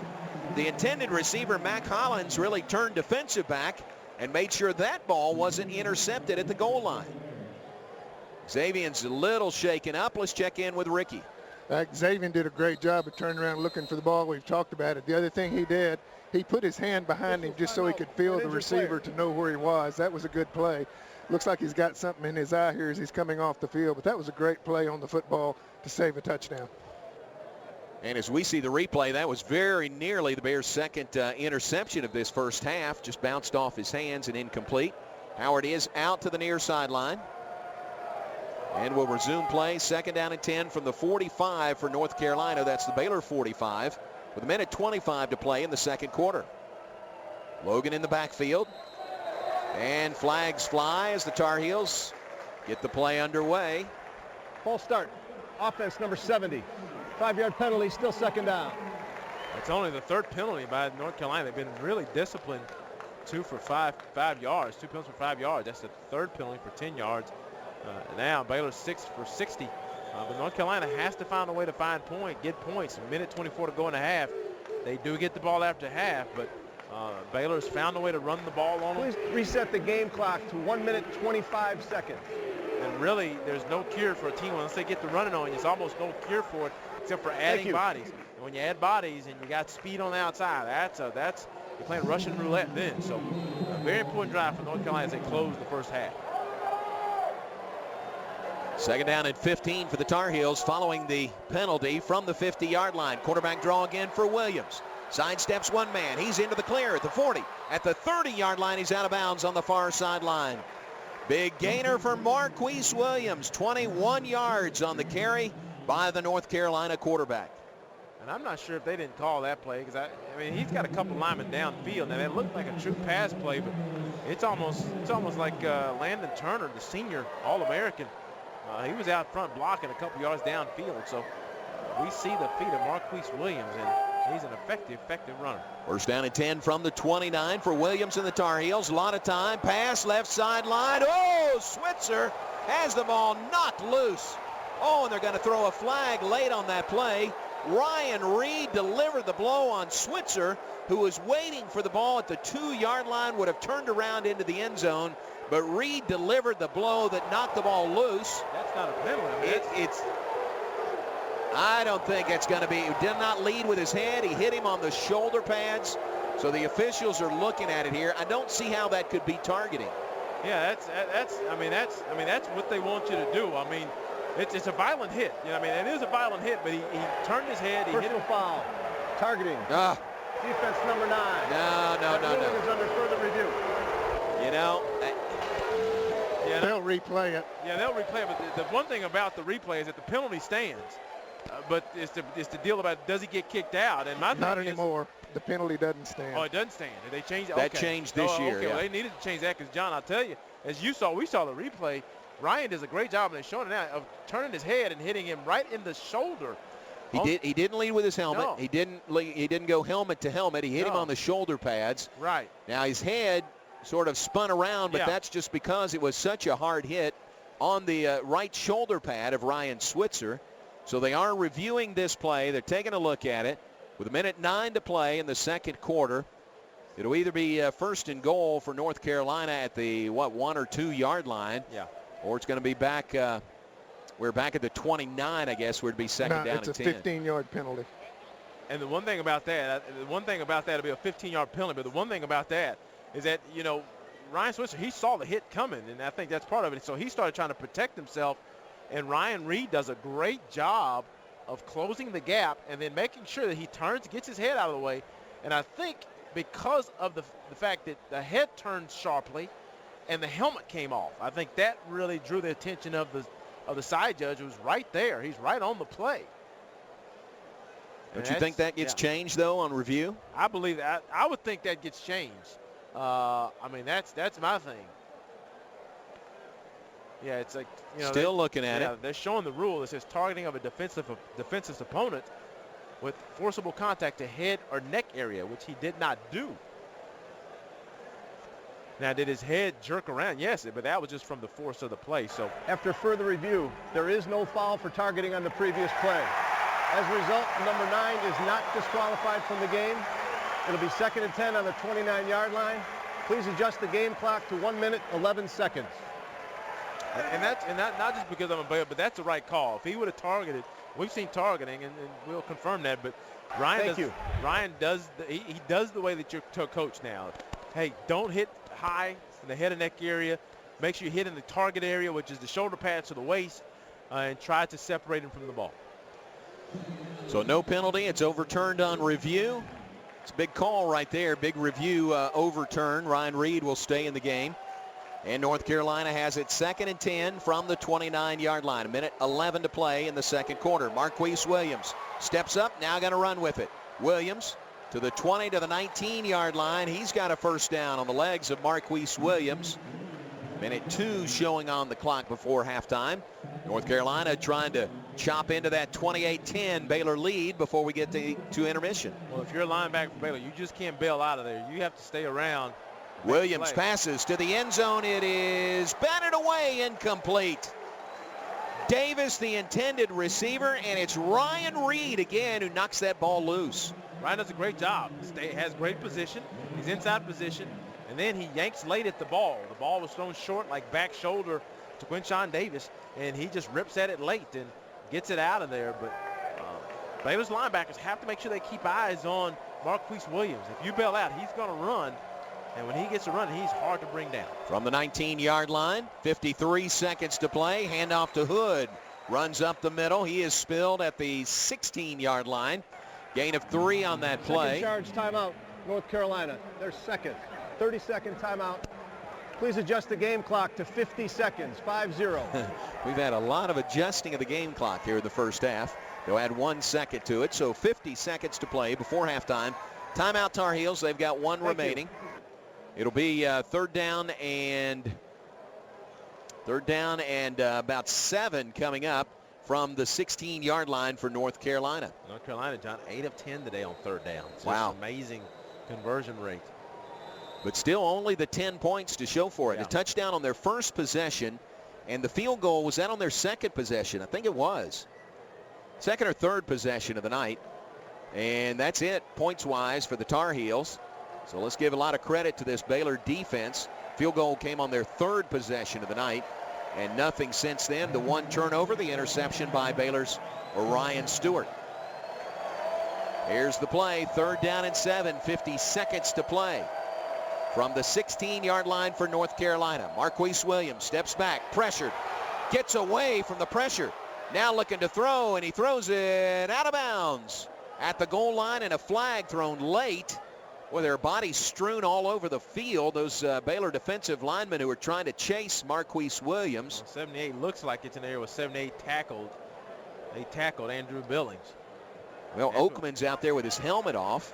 Unsportsmanlike conduct. Number 2's helmet came off through play, and he continued to participate during the play. Ooh. Half the distance to the goal. Oh, first down.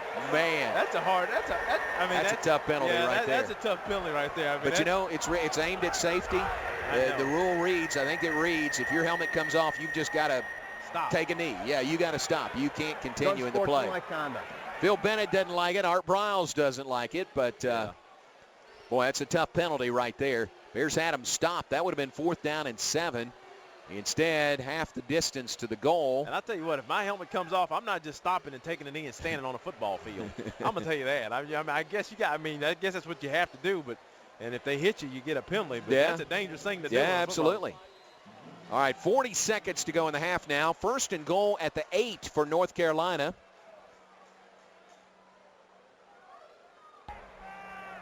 Five-yard sideline interference call against Baylor. Half the distance. Wow. They have been pushing that all night. They were warned earlier. Second offense. It's now half the distance to the goal, so it's 1st and goal at the 4 for North Carolina. Trailing Baylor 28-10. Tar Heels trying to score here in the final 40 seconds of the first half. Snap back to Williams. Looking to run. Runs forward. And he dives across the goal line for the touchdown. From 4 yards out, Marquise Williams runs it in for North Carolina. What a strange series that was, but it ends in the end zone for the North Carolina Tar Heels.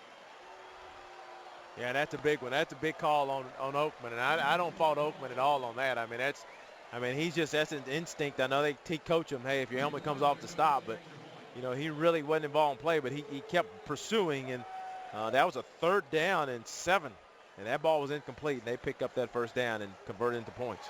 Nick Weiler on for the extra point. He tacks it on, and with 35 seconds to go in the half, our new score is Baylor 28, North Carolina 17. So some penalties, some reviews on that play. Marquise Williams, however, in the end, leads his team into the end zone. It was a 10-play, 75-yard scoring drive by North Carolina. Officially just 1:41 off the clock. Real clock, it was probably 5 or 6 minutes, wasn't it? Yeah, it's a while. Maybe more than that. Now maybe closer to 10 minutes. It was a while. When penalty, probably, right? Yeah, that's either call. Yeah, true. So 28-17, our new score. Ricky will visit with Coach Briles going in at halftime.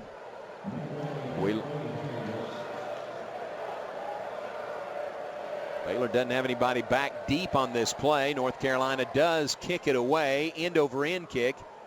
Chris Platt retreats, takes it a yard deep, and takes a knee. He was out at about the 15-yard line, though, when the ball was kicked. Had to run back to make that catch. And the Bears on the touchback will have it at their 25-yard line, leading 28-17 over North Carolina. Well, you hope from a Baylor perspective, that's not a huge momentum boost for North Carolina scoring going in at halftime or right before halftime like that. Yeah, I mean, Baylor's been very efficient. I mean, they scored on 4 of their 5 drives. This is Baylor's 6th drive here, and it'd be hard-pressed to get points, but I think North Carolina knew they needed points on that drive to have some semblance of staying in this game. So Bears from the 25-yard line will set up here. 333 yards rushing here in the first half by Baylor is already a Russell Athletic Bowl record. Here's Chris Johnson through the air. Ball is tipped and caught on the far sideline. Out to the 45-yard line. That's K.D. Cannon. Boy, good reaction there to make the catch. Bears out to the 45. They hustle to the line of scrimmage. Yeah, it's almost an interception. The outside linebacker, 42 from Shaquille Rashad for North Carolina. He got his hands on it. 30-second charge timeout, Baylor. Their second. Just missed it, John. And K.D. Cannon, once he got it, he made a couple moves and got some additional yardage, and that was a big play. Now coach is thinking, I probably can get in position for a field goal attempt with 28 seconds and 2 times. I think is it 2 timeouts left Baylor has? I think so. I don't see it on a scoreboard anywhere. On the board either. It's the first one. One left? No, one left. Baylor has 1 left. Okay. So timeout here. Bears will have it 1st and 10 at their own 45-yard line. Bears lead it 28-17 over North Carolina. 22nd bowl game in Baylor history, Baylor football history.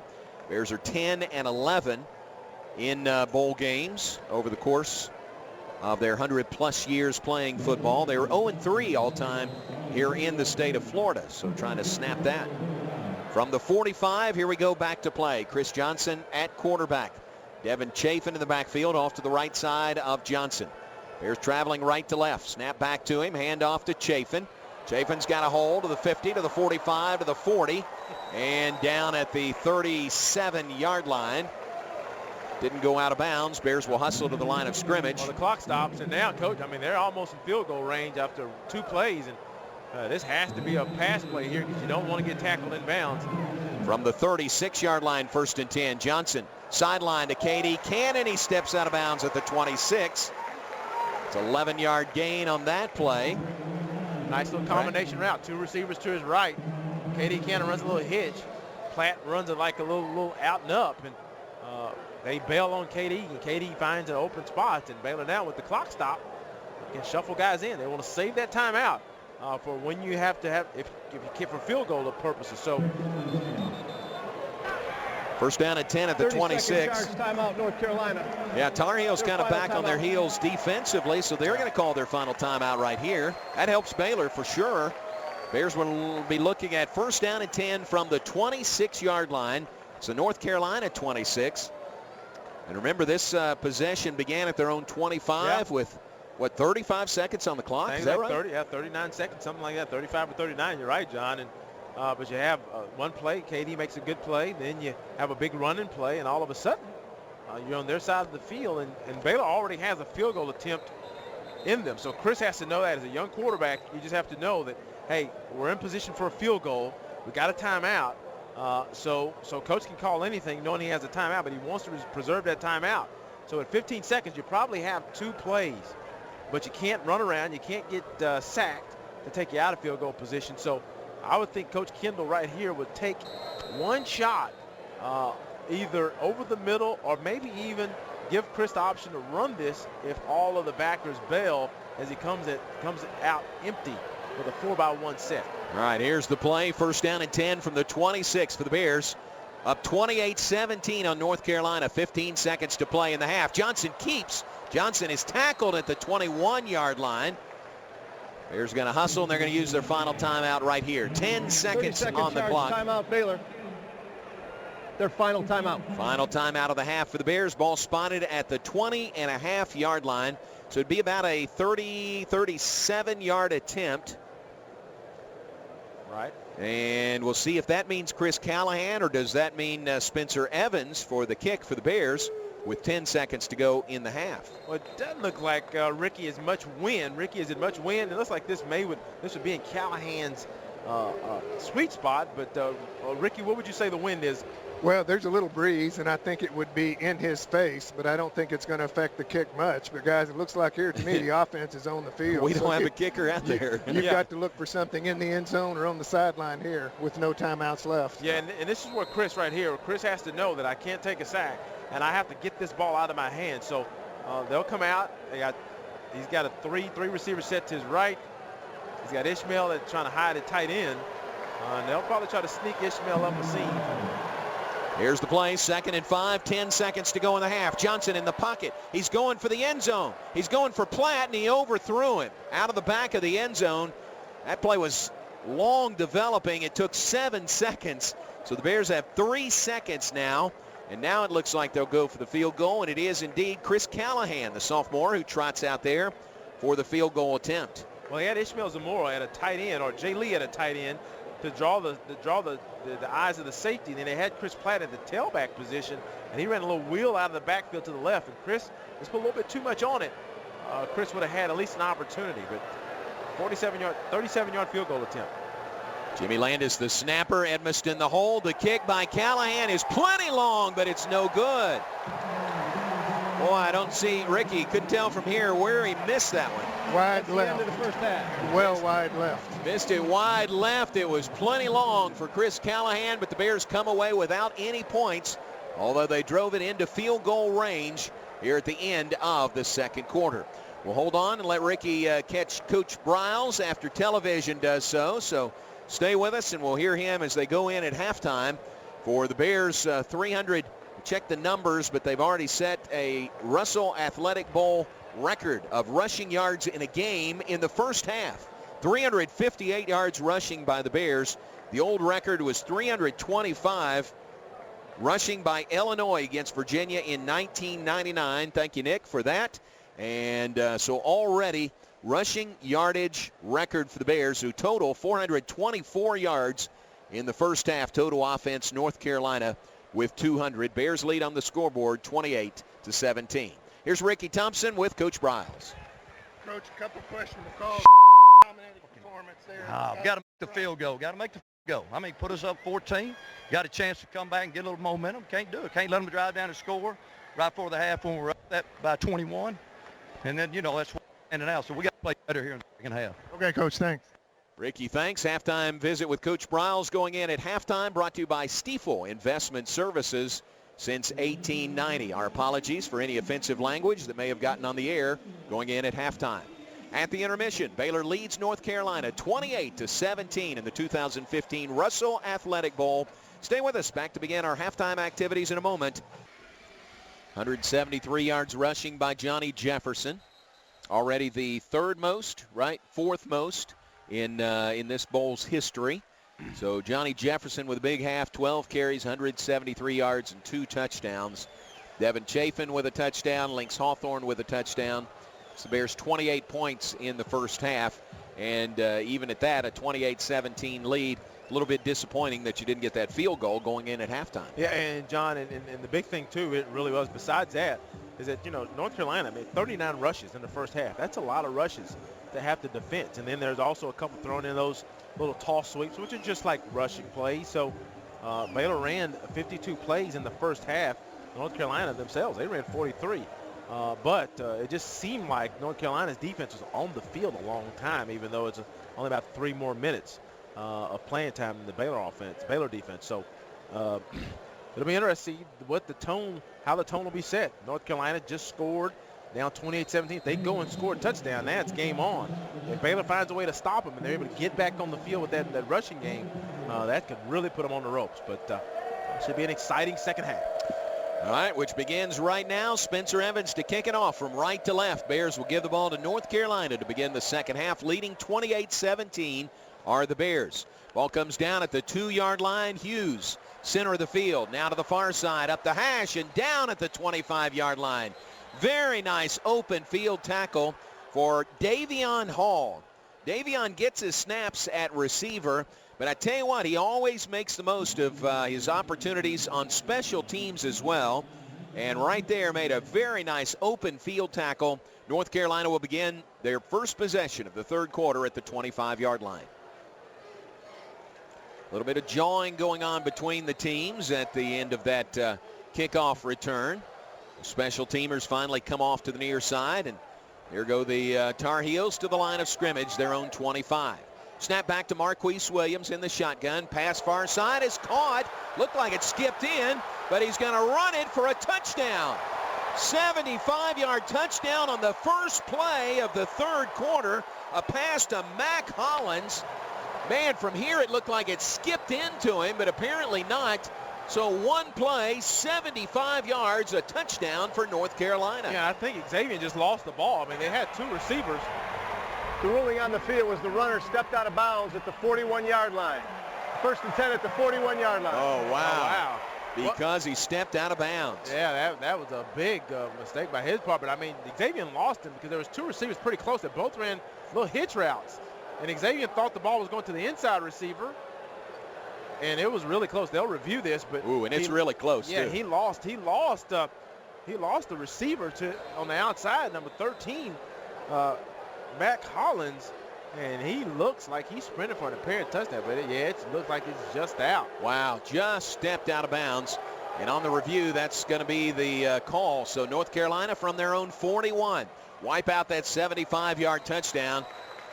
Man, that would have been a huge momentum boost for North Carolina. Next play here, 1-yard gain by quarterback Marquise Williams. Second down and 9 coming up for North Carolina from their own 42. Williams in the shotgun, brings a man in motion left to right, handoff to Hood. Hood running it upfield and spins around and down at about the 48-yard line. 7-yard gain on that play will leave North Carolina 3rd down and 3. Quick tempo to the line of scrimmage. 3rd down play. Pitch to Hood. Running left. Bears have him hemmed in. He stretches, and I think he might have got it. Boy, it was Avion Edwards again. We've called his name all night. He and Chance Waz were there, but Hood just stretched between those two and does have enough for a 1st down. Yeah, it's that second effort. Just a little toss sweep to him, and it was one-on-one until Avion Edwards came between Chance Waz and Mr. Hood. But Elijah Hood, 6 foot 220, going against Chance Waz, 185 pounds, just couldn't hold it. Here's Marquise Williams, fakes the handoff, pass up the middle, incomplete, but a flag is down. We're going to have an interference call coming here. Pass intended for Bug Howard up the center of the field. And some pretty obvious contact there. Defense number 4. 15 yards from the previous spot. Automatic 1st down. And Bug Howard's a big guy, 6'5", 210. And just the Baylor defender there, I didn't catch that number, John. It was Xavier Howard. Xavier Howard just got caught on the backside of him, and he had too much contact. So 1st down and 10 for North Carolina. They're at the Baylor 33-yard line. Their first possession of this third quarter. Baylor leading 28-17. Here's the sweep play to the right side, and Marquise Williams keeps it. He is spilled at the 28-yard line. Gain of 5 on the carry by the senior quarterback for North Carolina. And now we're seeing North Carolina settling in, and now they found a series of plays, a package that's working That's running Marquise, and then giving the ball to Elijah, and then finding short, controlled passing game. Here's a short pass, right sideline. Davis has it. Davis bumped out of bounds, but not before he's all the way to the 13-yard line. Quinshawn Davis with the catch. See why he's their leading receiver on the year. A 15-yard gain. North Carolina's in the red zone. They've reached the Baylor 13. And Baylor has to make sure they get the receivers to the ground. They have nice-sized receivers. Matt Collins, 6'4", 210. Buck Howard, 6'5", 210. Nice-sized kids. Williams pressured in the backfield. Now dumps it off to Morris. Morris to the 2-yard line, and he's knocked out of bounds. Boy, Trayvon Blanchard was all over Marquise Williams. Just couldn't get him to the ground. He just stepped aside, sort of slung Trayvon Blanchard aside. And then a short pass on the right side to Romar Morris. Morris is all the way to the 2 where it's 1st and goal. Here's the first down play. Handoff to Logan. He is stopped short on that first down carry. Well, I think what Baylor's figured out, it's Marquise Williams. They list him at 6'2", 225. But, I mean, he's a strong kid. I mean, when you hit him, you can tell he's a solid kid. He's a solid 225. And a lot of times you say, well, what do you mean by solid? 225 is 225. No, it's where you carry your weight. And you can tell he carries his weight in the middle of his body, and he has a good base. And when you hit him, you have to wrap him up. 2nd down and goal from the 2. Williams keeps. He's into the end zone on the right side. Touchdown, Marquise Williams. Touchdown, North Carolina. So they punch it in on their first possession of the 3rd quarter. They have now scored on back-to-back possessions spanning halftime. An extra point will close them within 4. It is right now 28-23, Baylor on top. And now you got to see how important that end of the half was when they went down and scored. And then Baylor had the opportunity for points, but just didn't get it. Nick Weiler, the kicker, is on. The extra point kick is good. So with 11:45 to play, 3rd quarter, our new score, Baylor 28, North Carolina 24. Timeout on the field here in the 2015 Russell Athletic Bowl. That first down, I think you'll continue to see the Baylor offense find a way to get those yards on the ground. Yeah, North Carolina with a little momentum on their side. See if the Bears can get it back. They're going to get the ball for the first time in the second half as the Tar Heels kick it off from left to right. Kick bounces at the 14, taken on a hop by Platt at the 5. Has some good blocking. He's out to the 20. And out of bounds on the near sideline, just shy of the 25-yard line. So the Bears have the ball back beginning the second half. Very productive first half. Bears with 424 yards of offense in the first half. 8.2 yards per snap for the Bears in the first 30 minutes of this game. Primarily on the ground, 358 yards rushing for the Bears in the first half tonight. So let's see what the coaches have cooked up here for the second half against North Carolina. Beginning from their own 24-yard line are the Bears. Black helmets, green jerseys, gold numerals, black pants. North Carolina in all white with the Carolina blue numerals and lettering. Snap back to Chris Johnson. He'll give to Devin Chafin. Chafin trying to get to the outside on the far side of the field, and he's pushed out of bounds at the 29-yard line. 5-yard gain on the first down carry by Devin Chafin. Well, Coach Kendall comes out in the traditional set. He brings Chris back in, has Devin Chafin, a tight end, 2 receivers to his left, 1 to his right. Runs a little traditional zone play. Snap back to Johnson, swing pass. Chafin on the near side. He's out to about the 33-yard line. He'll be a yard short, 3rd down and a yard coming up for the Bears. Baylor 5 of 10 on 3rd downs. That little swing play. Chafin does a great job of going ahead, picking up what he can pick it up, leaving a 3rd down and really actually less than a yard. Here's the 3rd down play. Handoff to Chafin again. He's got the first down across the 35, actually out to the 38-yard line. So 5-yard gain on 3rd and short. The Bears convert, move the chains, keep the drive alive. Their first possession here in the 3rd quarter. Yeah, Baylor's already exceeded the yards per game that this North Carolina defense gave up this year. It's 411 on the season. Baylor had that at halftime, and of course, most of it on the ground. Johnson play action pass near side. Jay Lee has the catch. Slips out of a tackle. He's to the 45-yard line of North Carolina. First catch tonight by Jay Lee. Catches, passes, receptions have been few and far between tonight. Jay Lee now limps off to the near side. It's 1st and 10 Bears at the North Carolina 44. I think from Coach Kendall, if Chris stays consistent, you'll see him run traditional sets more. Here's Johnson, takes the snap, hands it off. That is Johnny Jefferson, who had the big first half. A couple of yards to the 42 for Jefferson. Leaves the Bears 2nd down and 8. When he comes back with the little wildcat, Chris moves to a slot to the left. And it'll be Jefferson to take the snap. Runs right. Tripped up, running through that hole at the 38-yard line. 4-yard gain will leave the Bears 3rd down and 4.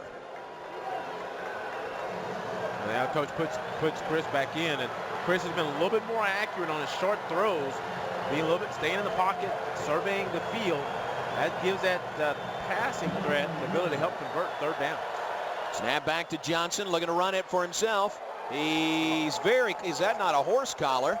Wow, it sure looked like he was pulled down with a horse collar. There are no flags, and on the spot, it's enough for a 1st down to the 33-yard line.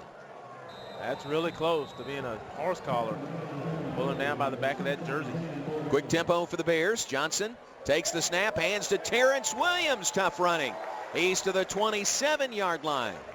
So again, primarily on the ground, the Bears have driven it to the North Carolina 27. 6 yards on that carry by Terrance Williams. You're starting to see North Carolina take chances and bring backers and stem and late. The deep ball will be there soon. Hand off again to Terrance Williams. Tough running between the tackles. He's got a 1st down to the 18-yard line.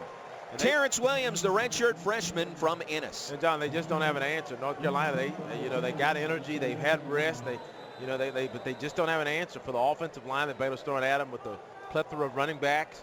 They just don't have an answer. So, you're figuring that Coach Chiswick's going to bring that safety down, but he's hesitant to do so. 9 yards on that last carry. Here's a snap back. A lot of room running to the near side for Devin Chafin, and he's bumped out of bounds. Started the flow, a 7-yard gain, started the flow to the right side, and Chafin took the snap and ran to the near side, picked up 7 yards to the 11. Well, they've run that little wide receiver pitch pass, or I call it fly sweep, and Chafin just fakes it to him. And when he fakes it, everybody's gone, and there was no one over outside the wide receiver blocking for him. 2nd down and 3 for the Bears. They've reached the North Carolina 11-yard line. Swing pass near side, caught by Chafin. Out of bounds just inside the 10. Depends on the spot, but it looks like it is a 1st down, and it is. So it's 1st and goal for the Bears from the 8-yard line. Baylor's first possession of this 3rd quarter, trying to cover up the touchdown the Tar Heels put on the board. Their first possession here in the 2nd half.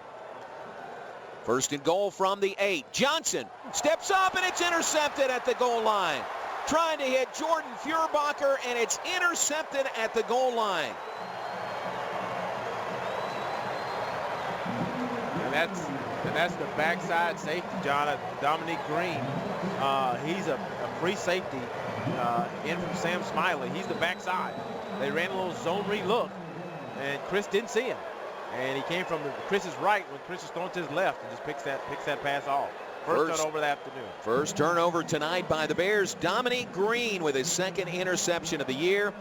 Here we go. North Carolina begins at their own 9-yard line following the interception. Turn, hand the ball off to Hood, running right.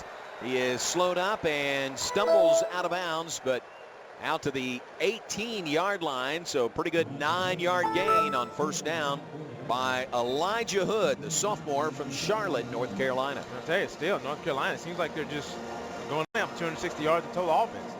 But those last 2 drives, they found things that work.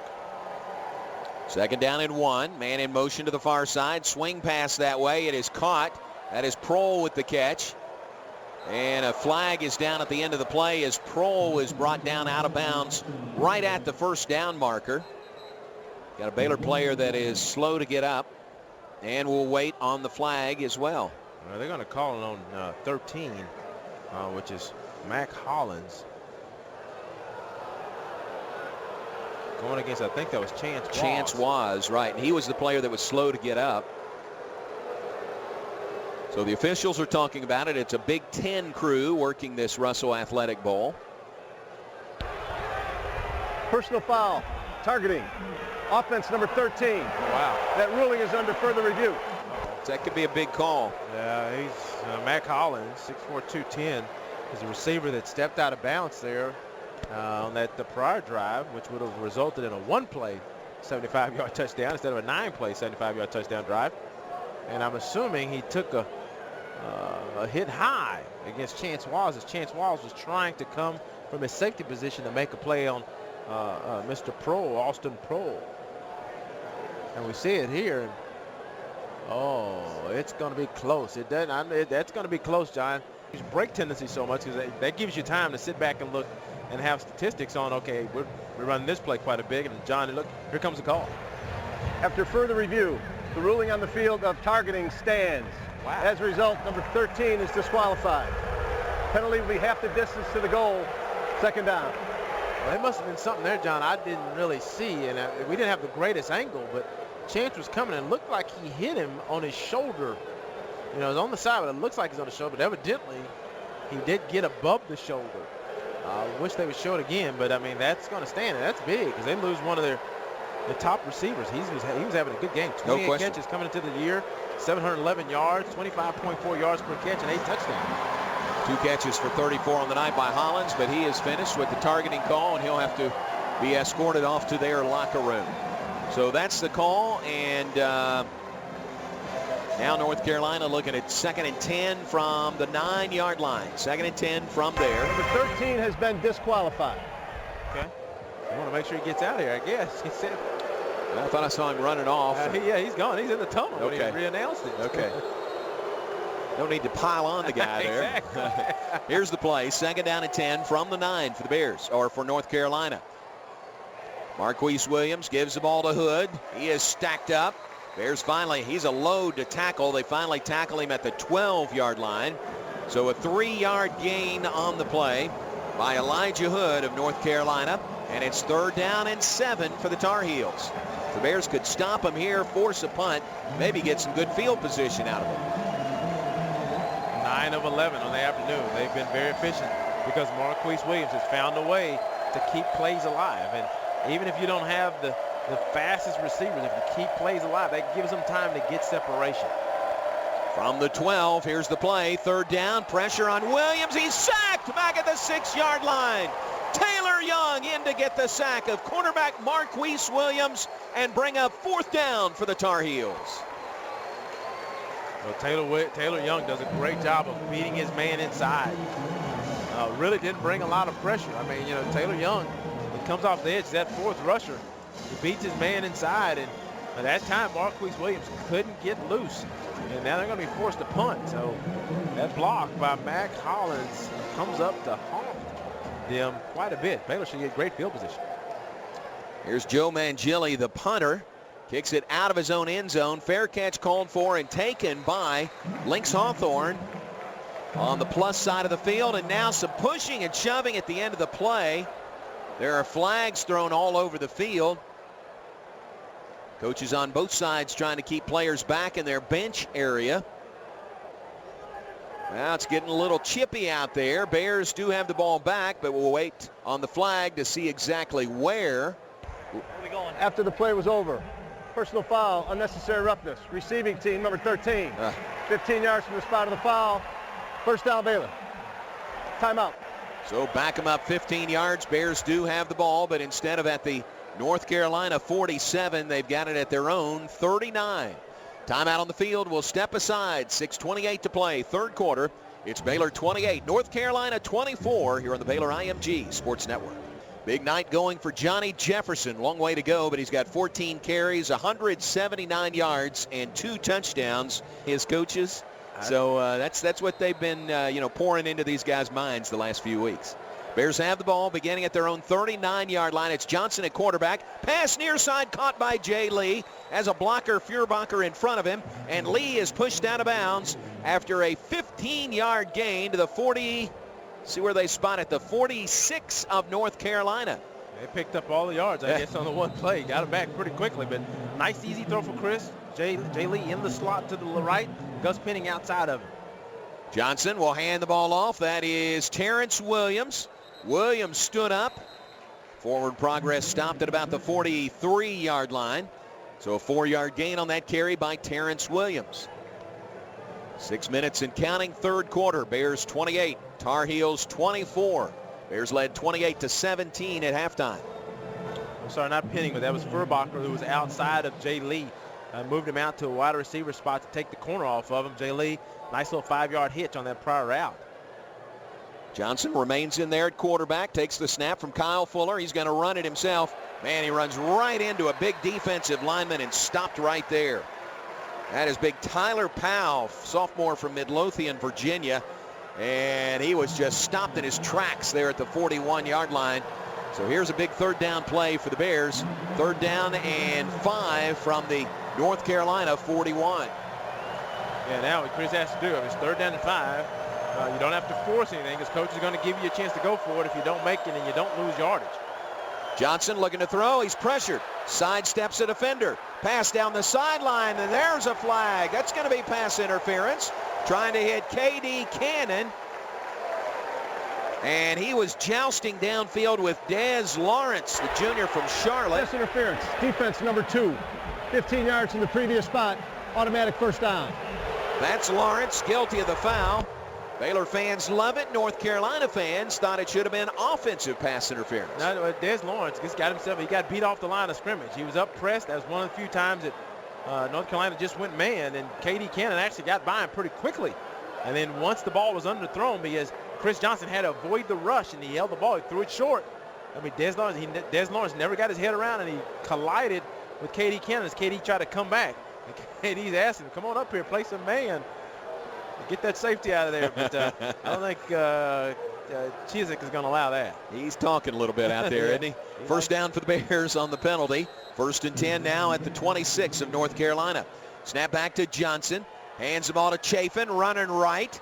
Slips one tackle, slips another, and he's finally out of bounds at about the 12-yard line.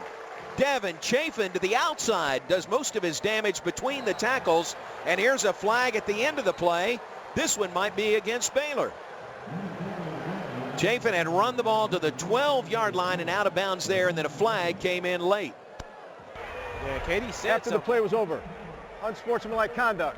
Offense number 9. 15 yards from the end of the run. First down. That is number 9's first unsportsmanlike conduct foul. Yeah, and the interesting thing is KD, I mean, you like his fireness, but on that, the play was over. He didn't do anything bonehead as far as physical, but then as he's walking away, he says something, and that drew the flag immediately from the judge, the side judge over there. So whatever he said, that ref did not like it. Quan Jones is out there at a receiver spot, backs the Bears up to the 27-yard line. First down and 10 from there. Would have had it at the 12, right? Yeah. But back because of the 15-yard penalty to the 27. Snap back to Johnson, gives to Chafin. Nothing doing up the middle this time. Gets to the 25 and no further. A 2-yard gain by Devin Chafin. It's 2nd down and 8. Well, now you're starting to see North Carolina bring those safeties down. Dominique Green, the safety on that, he introduced himself inside the line. So now once you start seeing the safety sneak down low, now you know you're going to have a chance for some seam routes, some one-on-one routes on the outside. Knows the ball just inside the 25-yard line. That big offensive line has paved the way for a lot of yards tonight. Snap back to Chris Johnson. Quarterback draw up the middle. Johnson stopped at about the 21-yard line. So a 4-yard gain on that play. Big 3rd down play coming up. 3rd down and 4 for the Bears at the 20.5-yard line. And Baylor's, and that's a good play. I wish Chris would be a little bit more patient as those blocks develop, but he's at 3rd down and 3, 3rd down and 4, and that's an easy picking for the Baylor offense. Snap back to Chafin. He's got a first down. He's to the 10. He's to the 5. He bulls his way to the 2-yard line. Bullish run by Devin Chafin. The Bears have 1st and goal at the North Carolina 2. Well, Devin Chafin does a great job of bouncing that. That was supposed to be an inside run, but Devin bounces it outside when he sees all the defenders from North Carolina inside, gets the edge, and he picks up a block. K.D. Cannon back in the game. K.D. Cannon making a good block on Des Lawrence to make sure that Chafin can get that edge. They spotted at the 3, so it's 1st and goal for the Bears from the 3. Handoff to Terrance Williams. He soars over the top of the pile. It's a touchdown. Terrance Williams into the end zone for the Bears. The ground game produces another touchdown, and Baylor goes up 34-24 on North Carolina. I'm glad he made it because he didn't follow his blocker. I'll tell you, he had a blocker coming right to left. I want to say that was either Broxton or that was Hilliard. I think it was Hilliard coming right to left, and he just went the other way. Luckily for him, he reaches the ball across the line as his momentum is stopped, and he did a great job of pulling it back to make sure that it's not knocked out of his hand. So Terrance Williams joins the touchdown parade tonight. Johnny Jefferson with 2, Chafin with 1, Hawthorne with 1, and now Terrance Williams with his first of the night. Here comes Chris Callahan on for the extra point. Out of the hold of Cole Edmiston. Jimmy Landis, the deep snapper. Everybody does their job. The kick is good, and with 3:07 to play in the third quarter, Bears go back up by 11. Our new score, Baylor 35, North Carolina 24, here on the Baylor IMG Sports Network. 8 plays, 61-yard scoring drive by the Bears, 3:21 off the clock. Bears lead at 35-24 over North Carolina. Here's the kick by the Bears. Spencer Evans boots it away. Taken 8 yards deep by Logan. Matching the number 8 in Carolina blue on the black back of his white jersey. Scoring summaries brought to you by the Bruner Auto family. Full line Jeep dealership convenient to North Texas and the DFW area. Proud sponsor of that great Jeep Grand Cherokee that I'm driving. Find your new Jeep at BrunerAutoFamily.com. Always talk about the sunroof, the weather we've had in Central Texas at least before this week. It's been great sunroof weather up until this week in Texas. It really has. And I remember Christmas Day thinking something's wrong with this. Something changed in a hurry. Stayed like that. Here we go from the 25 for North Carolina. Watch out. Handoff to Hood, and he's off to the races. Baylor has an angle on him. They're chasing. He's to the 25, to the 20, to the 15, to the 10, and down at the 7-yard line. Huge run. First play from scrimmage by Elijah Hood. And just like that, North Carolina has first and goal at the 7-yard line. Yeah, 68-yard run by Hood. That 68-yard run by Hood is just right up the gut, and I'm trying to see who missed the gap. That's a gap issue because if he adds a little zone read, he gets up the gap and almost outruns the Baylor defense to the end zone, but sets him up wonderfully here. First and goal from about the 8. First and goal from there. Snap back to Williams. Logan with the carry as Hood gets a breather. He's inside the 5 to about the 2, maybe the 3-yard line. 68-yard run, longest of the season by Elijah Hood. His previous long was only 44 yards. He averages 104 per game. Here's Logan again. He fumbled it into the end zone. Looks like Baylor's recovered. Hood was hit at the goal line. It popped into the end zone. And it sure looks like Baylor has recovered their second takeaway tonight from North Carolina. That's Logan, John. They had took Hood out because he was tired after the long run. They put in number 8, T.J. Logan, the junior out of Greensboro, North Carolina, and he fumbles that ball into the end zone. It's clear that it was out, and Baylor recovers. How about that? And Orion Stewart covers it for the Bears in the end zone. Second turnover by North Carolina. And J.J., how rare is that? They have had only one time this season that a North Carolina running back has lost a fumble. Wow. And this is the second time. All year they've only lost now 2 fumbles by running backs. And Ruling this on one, the field as the ball was fumbled before it broke the plane of the goal line, recovered by the defense. As a result, the result of the play is a touchback. First and 10 on the 20-yard line. It's really close, John. Avion Edwards is right there at the goal line. He meets him, and that ball pops out, and I'm sure they'll review this, and they'll see, but he had the ball tucked away well, but Avion Ruling Edwards on the field, a fumble, touchback is confirmed. First down. But Avion Edwards, who, John, I believe on that other play, probably missed his gap assignment on this play. He makes it, and that ball clearly is out before it gets across the line. You know, there's a great shot on television from an overhead camera. And so they're lined up with the goal line. It clearly was out before he crossed the plane. So turnover North Carolina. And again, only their second lost fumble by a running back all season. This one goes the way of the Bears. Baylor will have it on the touchback out at the 20-yard line. Comes with 2:18 to play in the third quarter. Remember, this third period began with North Carolina marching it down the field to pull within 4 points of the Bears. But Baylor has answered, now leading by 11. They've turned the Tar Heels away again, and the Bears have the ball back. Yeah, that's big. I mean, Baylor's defense really needed that turn. And after a few weeks of not really turning people over at the rate, they have 2 this afternoon. +1 on the night. Here's the snap back and running Jefferson to the right side, to the 30, to the 40. Look at Johnny Jefferson go to the 30, to the 20. Finally, no, they don't catch him. He takes it all the way. 80-yard touchdown run by Johnny Jefferson. Nobody could catch him all the way into the end zone for the Baylor score. Well, I'm impressed there, Johnny Jefferson. They run that little fly sweep where they bring the inside slot. I think that was K.D. Cannon that time, right to left. He fakes the toss forward, and that opens up the backside, and he gets a block, and he splits the safety and the corner, getting a great block from Jay Lee on number 6. The defensive back, M.J. Stewart. M.J. Stewart almost tracks him down, but man, Johnny Jefferson, a special afternoon. 15 carries, 259 yards. Wow. 3 scores with 2 minutes and 4 seconds to go in the third quarter. Wow. And the speed to pull away from those defensive backs. Here's the try for the extra point. The kick is good by Callahan. Now with 2:04 to play in the third quarter, our new score. Baylor 42, North Carolina 24. 259 yards rushing on the night is a new Baylor school record. 250 by Jay Finley, the previous high back in 2010. Wow. 259 yards on 15 carries by Jefferson as well. Yeah. And 3 touchdowns, and we've got the fourth quarter to play. Yeah, and John, it's just great. And Ricky, Johnny really showed a burst of speed, but just this North Carolina defense struggling to stop the run. Well, he did, and I tell you that you can tell they pay attention to speed too, because K.D. Cannon had their attention. It was a great ball fake by Johnny Jefferson. Then at about the 10-yard line, the North Carolina defender tried to strip the ball. Instead of making the tackle, Johnny held on to it and went on into the end zone.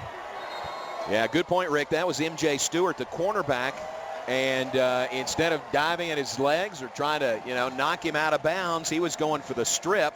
And Jefferson was able to, kind of have him bounce off, not lose the ball, and run it in. 80-yard touchdown run by Jefferson. Here's the kick by Spencer Evans. Taken by Logan 5 yards deep, and he'll take a knee, and the Tar Heels on the touchback have it back at the 25-yard line. Well, think about that unfortunate turn of events if you're a Carolina fan, but fortunate turn of events, John, if you're a Baylor fan. They get a 68-yard run. Yeah. Xavier makes the play to make the tackle. How important is that hustle play to make the tackle on Elijah Hood to keep him out, and then it's a fumble on the second play after that. Baylor recovers, and on the next play, Johnny Jefferson goes 80 yards. Instead of their cornerback making the tackle and making Baylor run another play, he misses the ball, and Baylor scores. So here are the Tar Heels. They've got possession of the ball now at their 25. Marquise Williams going deep, left sideline. Ball is incomplete, underthrown a bit, and played well nicely over there by Xavier Howard. That was Bug Howard, the intended receiver for North Carolina. Clock stops with 1:59 to play in the third quarter. Well, I think for Xavier Howard, it's like Groundhog Day. I've seen this play before, but Xavier Howard's kind of bored a little bit. I think the only guy that really scared him a little bit was Mr. Mac Hollins, because while Mac Hollins 6'4", 210, he runs well. And the rest of them, I don't think, make Xavier. Watch out for Elijah Hood. Handoff left side. Dances his way out to the 35-yard line. He's got a first down. 10-yard carry there by Elijah Hood. Was out just a couple of plays, and in those 2 plays, Logan filled in, and Logan's the one who fumbled at the goal line. Logan's back in now, John, but I was going to finish that thought. I think Xavier now, you can tell on that play, is just an easy play for him. But North Carolina line is going to have a challenge getting by him. Marquise Williams, short pass, right side is caught. Tackle made at the 46-yard line. 11-yard gain. Kendrick Singleton made the catch. Singleton from Florida, McClenny, Florida, 6'2" senior receiver. Well, you're going to see now from North Carolina, they're going to open it up a little bit with 1:29 in the third quarter, down by basically 3 scores. First down play, Marquise Williams hits Switzer on a crossing route. He's got it in Baylor territory at the 40. Chance Waz makes the tackle for the Bears. Marquise Williams is on the money with those passes. They've driven to the Baylor 40. The minute 18 and counting to play in the third quarter. Well, the challenge now for the Baylor defense is now you have to mix it up against the senior quarterback. You just can't blitz him. You have to show him different things and get out of it, because now he's going to throw every down anyway, or get close to throwing just about every down. Williams to Romar Morris, running on the right side, inside the 30, down to the 27-yard line. A 13-yard gain by Romar Morris, a senior from Salisbury, North Carolina. And it's interesting about the North Carolina offense. I mean, they run the fly sleeps, a lot of zone reads, run Marquise. It doesn't look like they have a lot of game breakers, and they just lost one. Here's the play, a pass to the end zone. It is caught for a touchdown. Bug Howard on the receiving end for North Carolina. Threw it into the front left corner of the end zone. Pass was right on the money from Marquise Williams to Howard for the North Carolina score. Yeah, and I say that. As soon as I say they don't have game breakers, they go to Bug Howard for that deep touchdown. But on that, it's like I said, Xavier's kind of bored. And when you're bored a little bit, your technique slides a little bit. He was in great position there, but because the guys can't run by him, you know, he's not as focused, I think, on his technique. And it's not that he was in bad position there, but he had him well covered, but it's great ball placement by Marquise Williams. Extra point kick is good by Nick Weiler. In North Carolina, crisp drive down the field, 6 plays, 75 yards. Minute 17 is all it took for the Tar Heels to get back in the end zone. Richard asks, Bears have something to prove in this game tonight. Yes, we have something to prove to ourselves. We're not focused on like outside opinions or anything, but as a team and as a unit, we have something to prove to ourselves. These last few games, we feel like we've played good enough to win, and unfortunately, the game didn't fall in our favor, so we just have to band together. We know what we're capable of, so we just have to go out here and execute. It's Trayvon Blanchard, the senior nickelback for the Bears. Kick by North Carolina, sails out of the end zone, and out of the end zone, the Bears on the touchback will have it at the 25-yard line. Well, now the Baylor offense, I mean, you've seen the formula. Johnny Jefferson coming out of the Wildcat. They've also now reintroduced Chris Johnson at that QB. Chris is going in now, and Chris has been a little bit more consistent. I think coach is going to be comfortable with him throwing those slot passes. We've seen North Carolina start moving the safety down in the box, and after Johnny Jefferson's last run, you can bet that safety will come down a little bit more, and there will be an opportunity up the hash, or up the middle on the outside, and Baylor has to take advantage. 47 seconds to play in the third quarter. Snap back to Johnson. He's going to hand it off. Here's Chafin.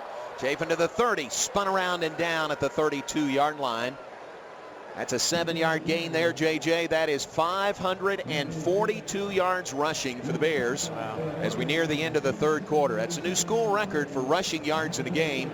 Bears with 640 total yards of offense through 3 quarters. And still going. We're not there yet. Handoff. Again, and a 6-yard gain on that carry by Devin Chafin again. That may get us to the end of the third quarter. First down for the Bears. They've got it out to the 38-yard line, and they're going to let the final 12 seconds click off here in the third quarter. Through 3 quarters of the 2015 Russell Athletic Bowl, the Bears are rushing the ball like they've never done before. 542 yards rushing. 9.3 yards per carry for the Bears. It's a 42-31 lead for the Bears over North Carolina as we move to the fourth quarter here on the Baylor IMG Sports Network. For North Carolina for 34, so giving up 84 yards of penalties there has kept North Carolina in the game this afternoon. 37.5 yard punt average for North Carolina. No punts for Baylor. It's been that efficient. And now, John, as Baylor comes back out for this first down and 10, they have an opportunity here to go over 600 yards of rushing on this drive. Unbelievable. Well, previous school record was your game against SMU when you didn't throw past the entire game, tied by the Alamo Bowl victory over Washington 4 years ago tonight, December 29th, 2011. Switch ends, Bears traveling left to right. First play, Johnson hands to Terrance Williams. Williams across the 45 to the 46. That's an easy 9-yard gain by Terrance Williams on the first play of the fourth quarter. And that short run right there, that leaves a second and short. You got Chris Johnson goes out to the slot receiver. They bring in, I believe that's Terrance Williams at the Wildcat quarterback spot. It is Terrance Williams, takes the snap, runs it right side. stood up, moves the pile forward to the 50, and he's got a first down. I tell you, each one of these guys in their own way has been very effective. Terrance, certainly Johnny Jefferson, a school record rushing night already, and then Devin Chafin also, and Lynx Hawthorne when he's taking snaps. Well, they all have different styles, and when you have that type of offensive line in front of you, Spencer Drango, Kyle Fuller, you got Mr. Broxton. When you have all those guys in front of you, it makes life easier to run the ball. Desmond Hilliard filling in. Snap back to Chris Johnson. Pitch in traffic right in the middle. Boy, that was dangerous. But a gain of 5 yards to Terrance Williams. That was sort of a forward pitch there. And, yeah, shuffle pass and a 5-yard gain to the 45 for Terrance Williams. Yeah, it's read well by the inside linebacker, number 15. Look at this play where Blake Muir splits out wide to the left side. Wow. With 3 other receivers. Pass is caught. Short pass. And that is caught by the tight end. That is Gus Penning with the catch to the right side. So maybe that was a distraction to split Blake Muir out with 3 other receivers to the left side. Then a dart to the right side and a first down for the Bears. Yeah, it's a way to get Gus Penning, try to get him uncovered. North Carolina did a great job of recognizing it. Here's Chris Johnson looking to throw, now takes off, tackled at the 35-yard line. 2-yard gain on the play, 2nd and 8. Let's check in with Ricky.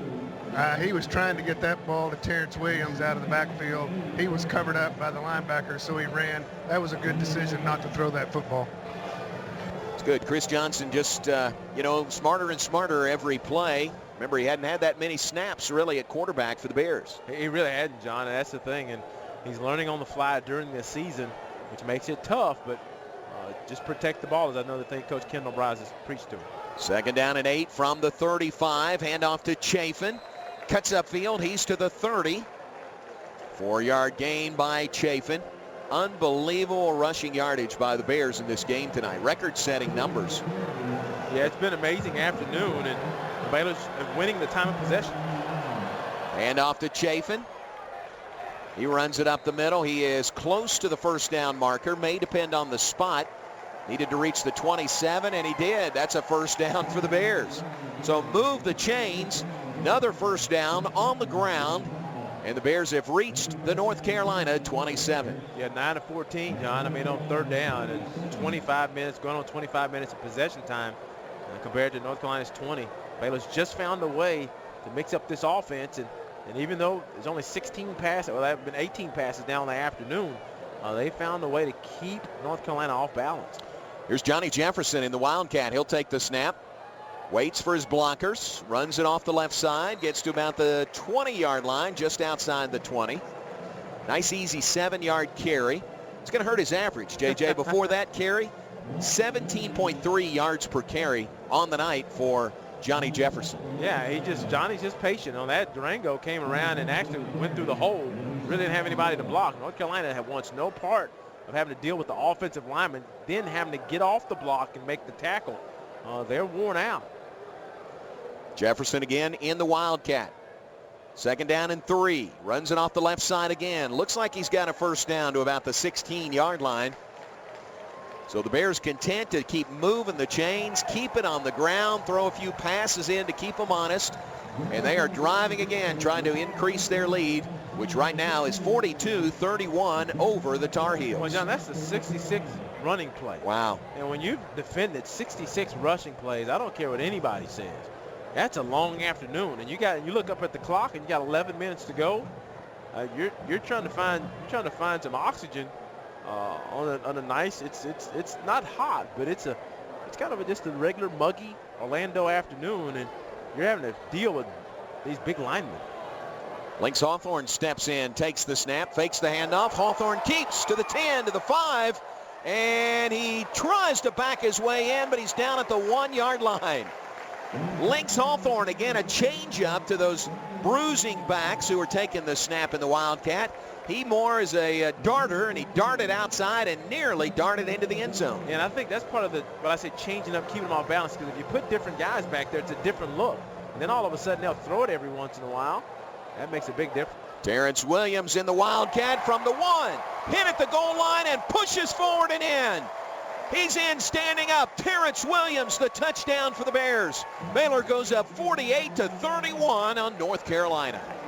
Well, who says you have to throw the ball to score 50? If you ever watched 90s football and you watched Nebraska, they threw it about 7, 8, 9 times a game, and they scored 50, 60 a game. But on that, Terrance Williams, although he's an immediate type back, as soon as he gets it, he goes.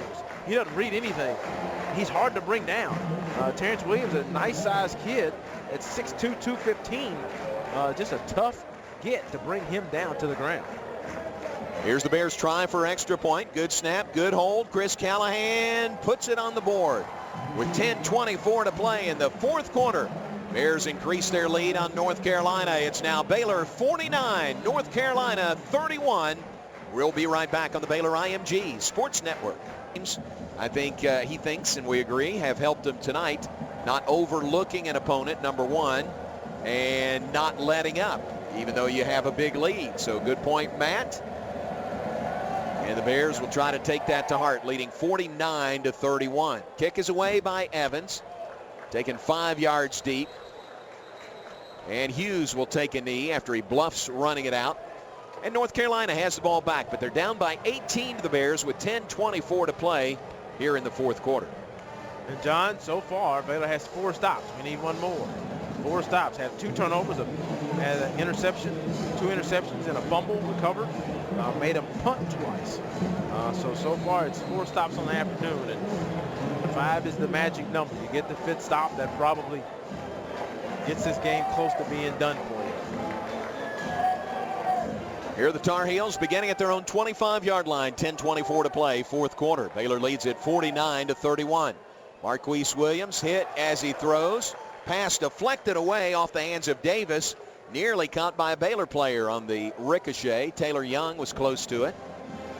Marquise Williams not hit hard on that play, but he did hit the dirt. And it will be second down and 10 from the 25.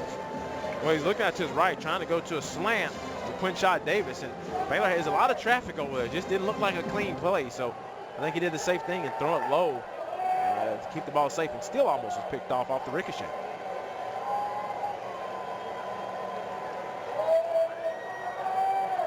Tar Heels run a little play clock here. Snap back to Marquise Williams. He's going to keep it after faking the handoff. Runs it right side. Gang tackled by the Bears. 4-yard gain out to the 29. That is Avion Edwards, Ryan Stewart, Trayvon Blanchard combining on that tackle. That leaves North Carolina 3rd down and 6 from their own 29. Well, North Carolina been very efficient on 3rd down. 9 of 12 on the afternoon, so 3rd downs have not been their problem. See what they can do here on 3rd down and 6. Snap back to Williams. Pressure's coming. Pass is caught at the 30-yard line. It's not going to be enough. Davis with the catch, but for only 1 yard. Tackled immediately after making the catch by who made that tackle? Ryan Reed for the Bears. So a 3 and out for North Carolina, and the Baylor fans love it here in Orlando. Yeah, it's a bad spot. Coach Larry Fedora is trying to, I know he wants to go for it, but it's 4th and about 4. They may see if they can get him to jump, but he's on his own 30-yard line. Risky spot to go for it. If you miss it, the game would be over. Just the 3rd punt tonight by North Carolina. Yes, just the 3rd one. 3rd tonight. He had only 21 through 13 games coming in. Punt is away. Lynx Hawthorne takes it cleanly on the fair catch at the 21-yard line. And the Bears with America's top offense doing it on the ground. The heavies up front doing the work tonight. The running backs using their blockers. Baylor leads at 49-31 over North Carolina with 9:03 to play here on the Baylor IMG Sports Network. Now you have the Baylor offense, John. Johnny Jefferson, as you mentioned earlier, I mean, it's 17 carries, 269 yards. But you can't, Devin Chafin's not, I mean, he's way behind him, but Devin Chafin's 24 carries, 153 yards, and Terrance Williams is not far from 100. And Terrance Williams has 82 yards. Are you thinking 4 guys over 100 in the game?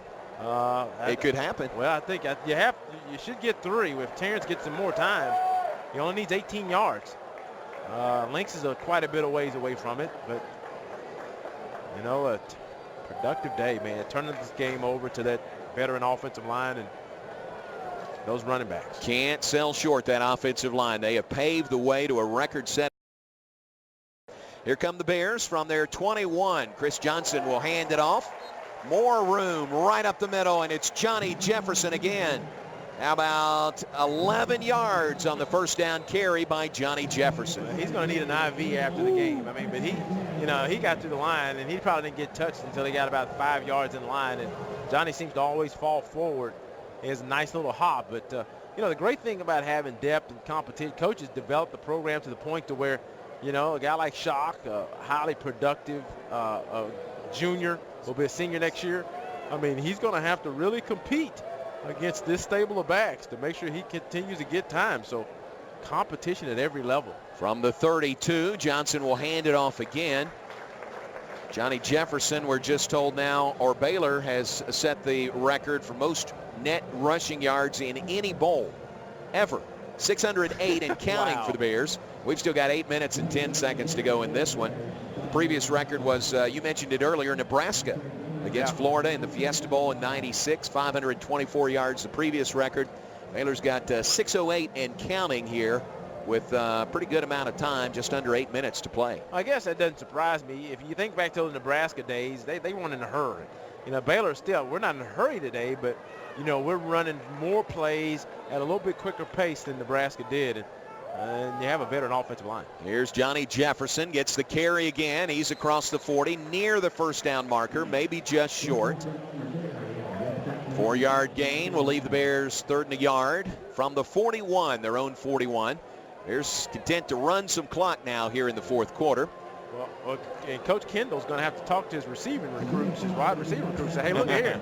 Not scare them away. We just kind of had a situation, That's easy to do. They say, Exactly. here, let me introduce you to Seth Russell. Let me introduce you to Jarrett Stidham, There you go. Stations give you a chance to identify yourselves following this play. 3rd down and 1 play for the Bears from their own 41. 7 minutes remaining here in the 4th quarter. Chris Johnson at quarterback.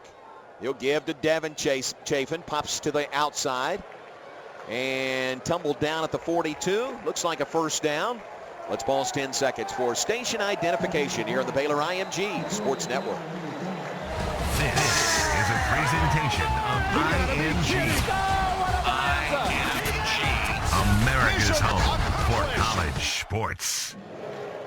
Well, we've been where North Carolina is, where they didn't win their whole conference, but they won the Coastal, lost the championship game, 11 and I guess they're 11-2 on the season, and go to a bowl game. And right now it looks like if things stay the way they are, Baylor will come out of a win. But they have a solid program. You can see what Coach Fedora is building. But if you ask me, you just look at Baylor. A few breaks as Chafin picks up about another 6.5 yards there on that carry from Chris Johnson. If you just look at what Coach Browse has built, I mean, he's taken this program a little bit, I think, the direction Coach Fedora is trying to take North Carolina. And today, without his his 2 top quarterbacks, his top receiver, his top runner, I mean, these guys know offense. And if I was a kid and I was in high school and I wanted to play with a coach that knows offense, I would come to Baylor. I mean, it wouldn't be a question. They don't struggle to find a way to get yards. I've seen schools struggle. These guys don't struggle. We've always gotten yards. It's America's top offense with some subs filling in. Yeah. Next man up has really come to play tonight for the Bears. Handoff again. This is Terrance Williams. He's to the North Carolina 45. We've got a lot of time to talk between plays because the Bears are not in their high-tempo offense we normally see. That's another first down for the Bears at the North Carolina 45 with 5:20 to play. Well, then you're going to get Terrance. I mean, Devin Chafin, 160 yards now. Johnny Jefferson, 289. And with that carry, Terrance Williams will be really close. He was at 82 before that carry. So once this refreshes, I mean, Baylor is pushing that's 89 yards, 11 more yards. He'll be over 100. They have 3 guys over 100. Wow. So 1st and 10 Bears at the North Carolina 45. Under 5 minutes to play. 4th quarter. Bears lead at 49-31. Straight handoff again off the right side. Terrance Williams wrapped up this time. Short 3-yard gain. And what I was saying before, John, what I like too about the direction of the program and where it's been is you have competition at all levels. Think about it. Think about Shock Linwood, all-conference player, what he has to compete against next year. I mean, he, Shock's the guy, but You know, you got to compete. Think about Seth and Jared and, you know, and the freshman. I mean, those guys have to compete at every level. And that keeps you sharp. I'm telling you, when you know that guy behind you can play, number one, you don't want to miss a game. And number two, you want to play well. No question. Competition makes everybody better. Exactly. Chris Johnson will hand it off to Terrance Williams. Williams inside the 40, 3 yards there. So 30-second charge, timeout. North Carolina, they're first. Well, they're just gassed. Ricky, that North Carolina defense is just gassed, aren't they? Well, they are, and actually they were gassed in the first half. Yeah. It's just phenomenal. They have run straight at them all night. They haven't been able to stop it, and they've just gotten tighter and tighter and Full tighter. media timeout. Going back pregame in our discussions about our key players or who we're going to look at, I'd mentioned the offensive line. I think they've done everything and more that was expected of them to win this football game. Yeah, very good point. Let's give those guys a great deal of credit for this performance tonight. Timeout, 4:06 to play. Bears lead North Carolina 49-31 here on the Baylor IMG Sports Network.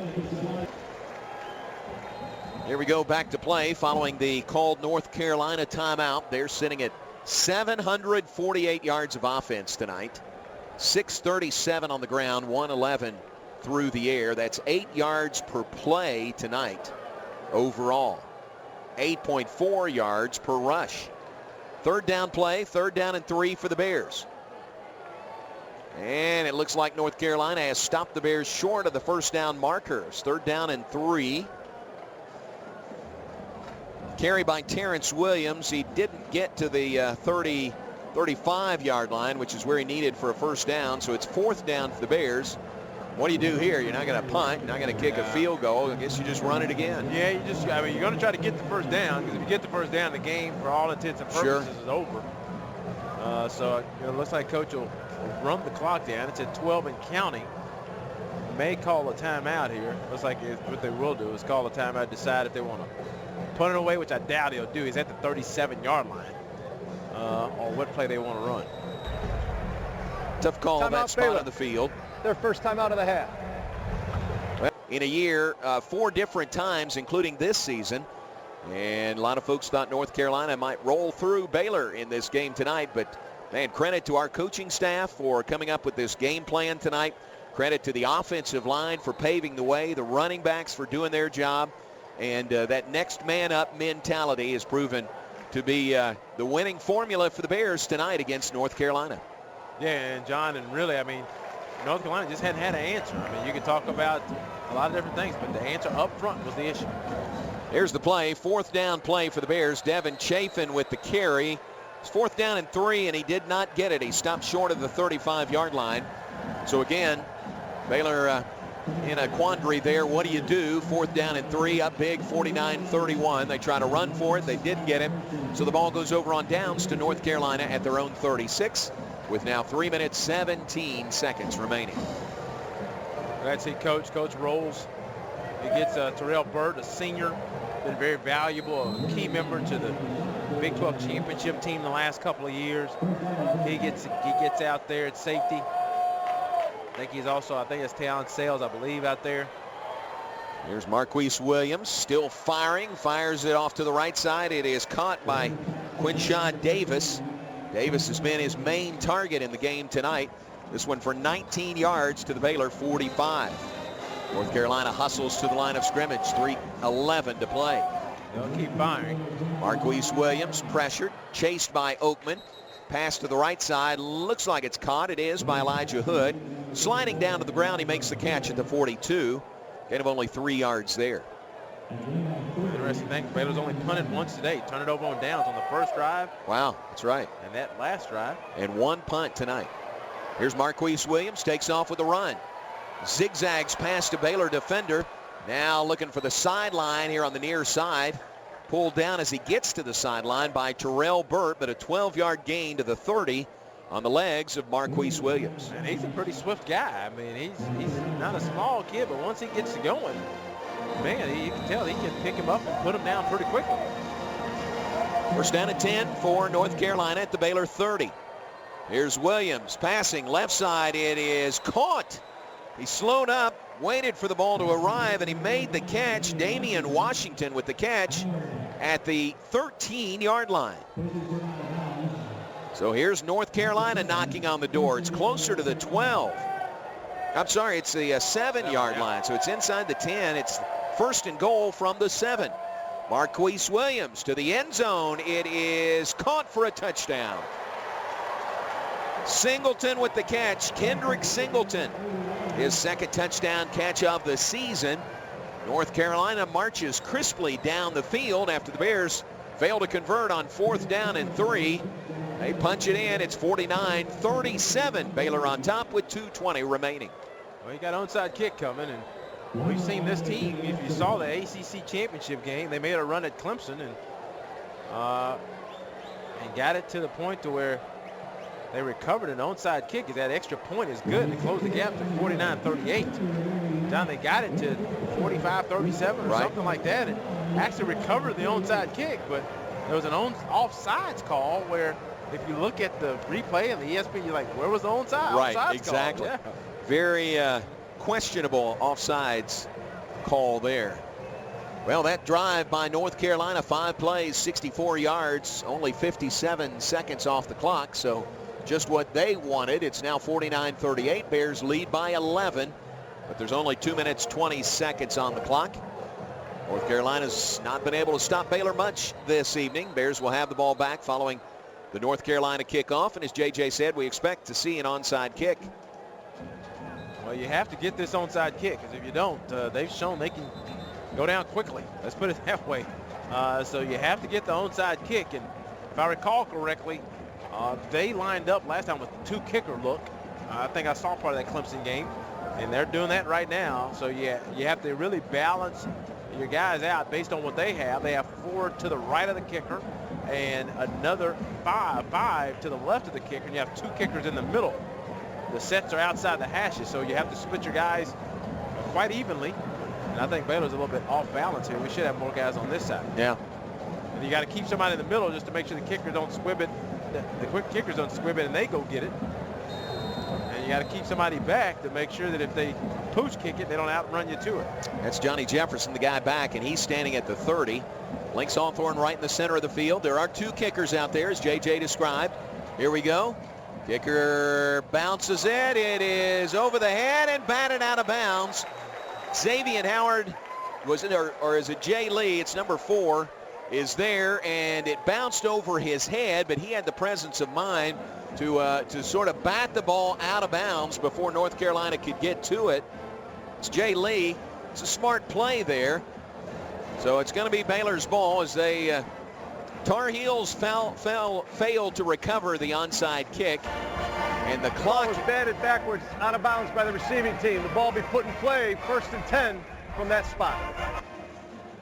Clock was still counting there. I'm not sure the officials noticed that, but the clock was running that whole time. So it's down to 1:53 now. Yeah, that's a lot of time. Hey, it really was. It really was. It was 2:20, wasn't it? Yeah, it was a 2:24 or something, 2:15. Now they're fixing it. They're going to add the time back. Yeah.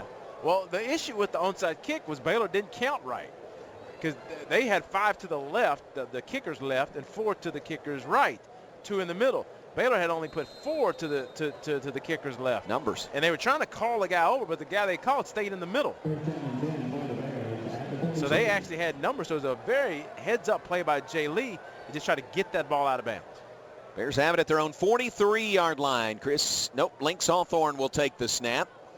Ball protection is key here. Runs it off to the right side and is tackled. And North Carolina will use its final timeout. North Carolina, their second. Tar Heels will use their final timeout right here. Coach needs to get Terrance Williams in the game. 42 must leave the game for 1 play. His helmet came off through play. Trying to get him over 100. He's at 97. He's at 97. Of course they don't know it, but he's at 97. He's at 97. Devin Chafin, 161. 42 can come back in play. They called a timeout and brought him back in with the timeout. Johnny Jefferson, a Baylor school record, 289 yards rushing in the game tonight. 3 touchdowns, a long of 80 yards, a real beauty. 80-yard touchdown run, broke through, had a lot of guys chasing him, and they just could not catch Johnny Jefferson. 14.4 yard per carry average for Johnny Jefferson. And he's back out there right now. And he's been out for a while. They bring Chris Johnson back in there, the quarterback. Looks like Jefferson's going to take the snap. Nope, Chris Johnson is out there. Chris will take the snap. He'll hand it to Johnny Jefferson. Jefferson pushes forward to about the 48-yard line. Third and final timeout, North Carolina, 30 seconds. That's their final timeout. They can't stop the clock again. 2:02 remaining. Bears 49, Tar Heels 38. Please adjust the game clock to 2:05. And the good thing about this too, John, is what you do is you put Johnny in a couple plays. If you remember the Texas game, he fumbles. A lot of times sports is psychological. So he fumbles. 2:05 on the game clock, please. When Baylor's trying to come back and try to find a way to get a win. And now to close out the game, he hasn't run. You put him in at the end of the game, and he has to protect the ball. That's the job. The 2-minute offense, you just protect the ball. And put him in for a couple of plays. Make sure he knows that he can do it in game action. Not in practice, but in game action. But I still think they need to get Terrance Williams in the game. I'm gonna vote for Terrance. Ricky, tell him to put Terrance in the game. Needs 3 yards to get to 100. He needs 3 yards for 100. Well, Johnny Jefferson, if we have a chance, we'll play this bite, but he has been motivated by that fumble. Felt like he cost the Bears that game against Texas, and it's been a motivating factor for him every day at practice. And coming into this game tonight, look how he has responded. Chris Johnson will take the snap in the shotgun. He'll give it to Johnny Jefferson again. He's across midfield to the 48-yard line, be about a yard short of the first down marker. So 4th down and 1 for the Bears. They have it at the North Carolina 48. Tar Heels cannot stop the clock again. 1:48, 1:47, 1:46 to play, and Baylor up 49-38. Bears go right to the line of scrimmage. Going to go ahead and snap it, give the ball to Johnny Jefferson. And it looks like he's got the first down. And that's going to put the nail in the coffin right there, the first down run by Johnny Jefferson. What a bounce back by Johnny after that game against Texas. And now this game tonight, a school record rushing night. We'll wait till the stats update, but he's closing in on 300 yards rushing in this game. 1st and 10 Bears at the North Carolina 48, 1:10 to play. Well, it's funny, Jay Lee, he gets tapped out of the game. He wants to come out, his last game. Jay Lee, one of the veterans here, he wants to go get the Gatorade bucket and dump it on Coach. Keep an eye on that, will you? Yeah, there they go. They get Coach Briles.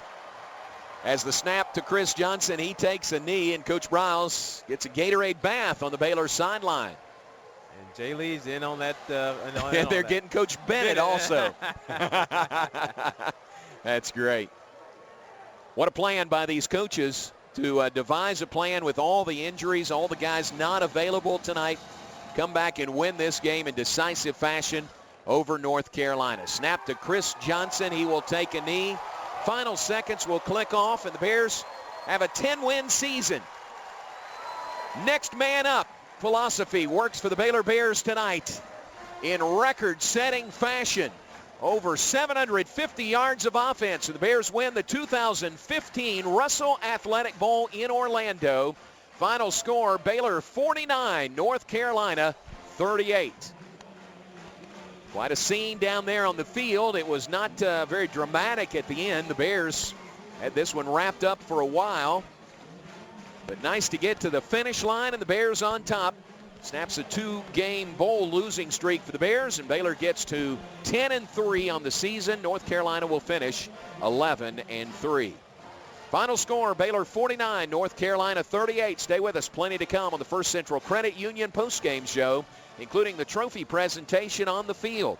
Bears win it over the Tar Heels 49-38. We'll be right back here on the Baylor IMG Sports Network.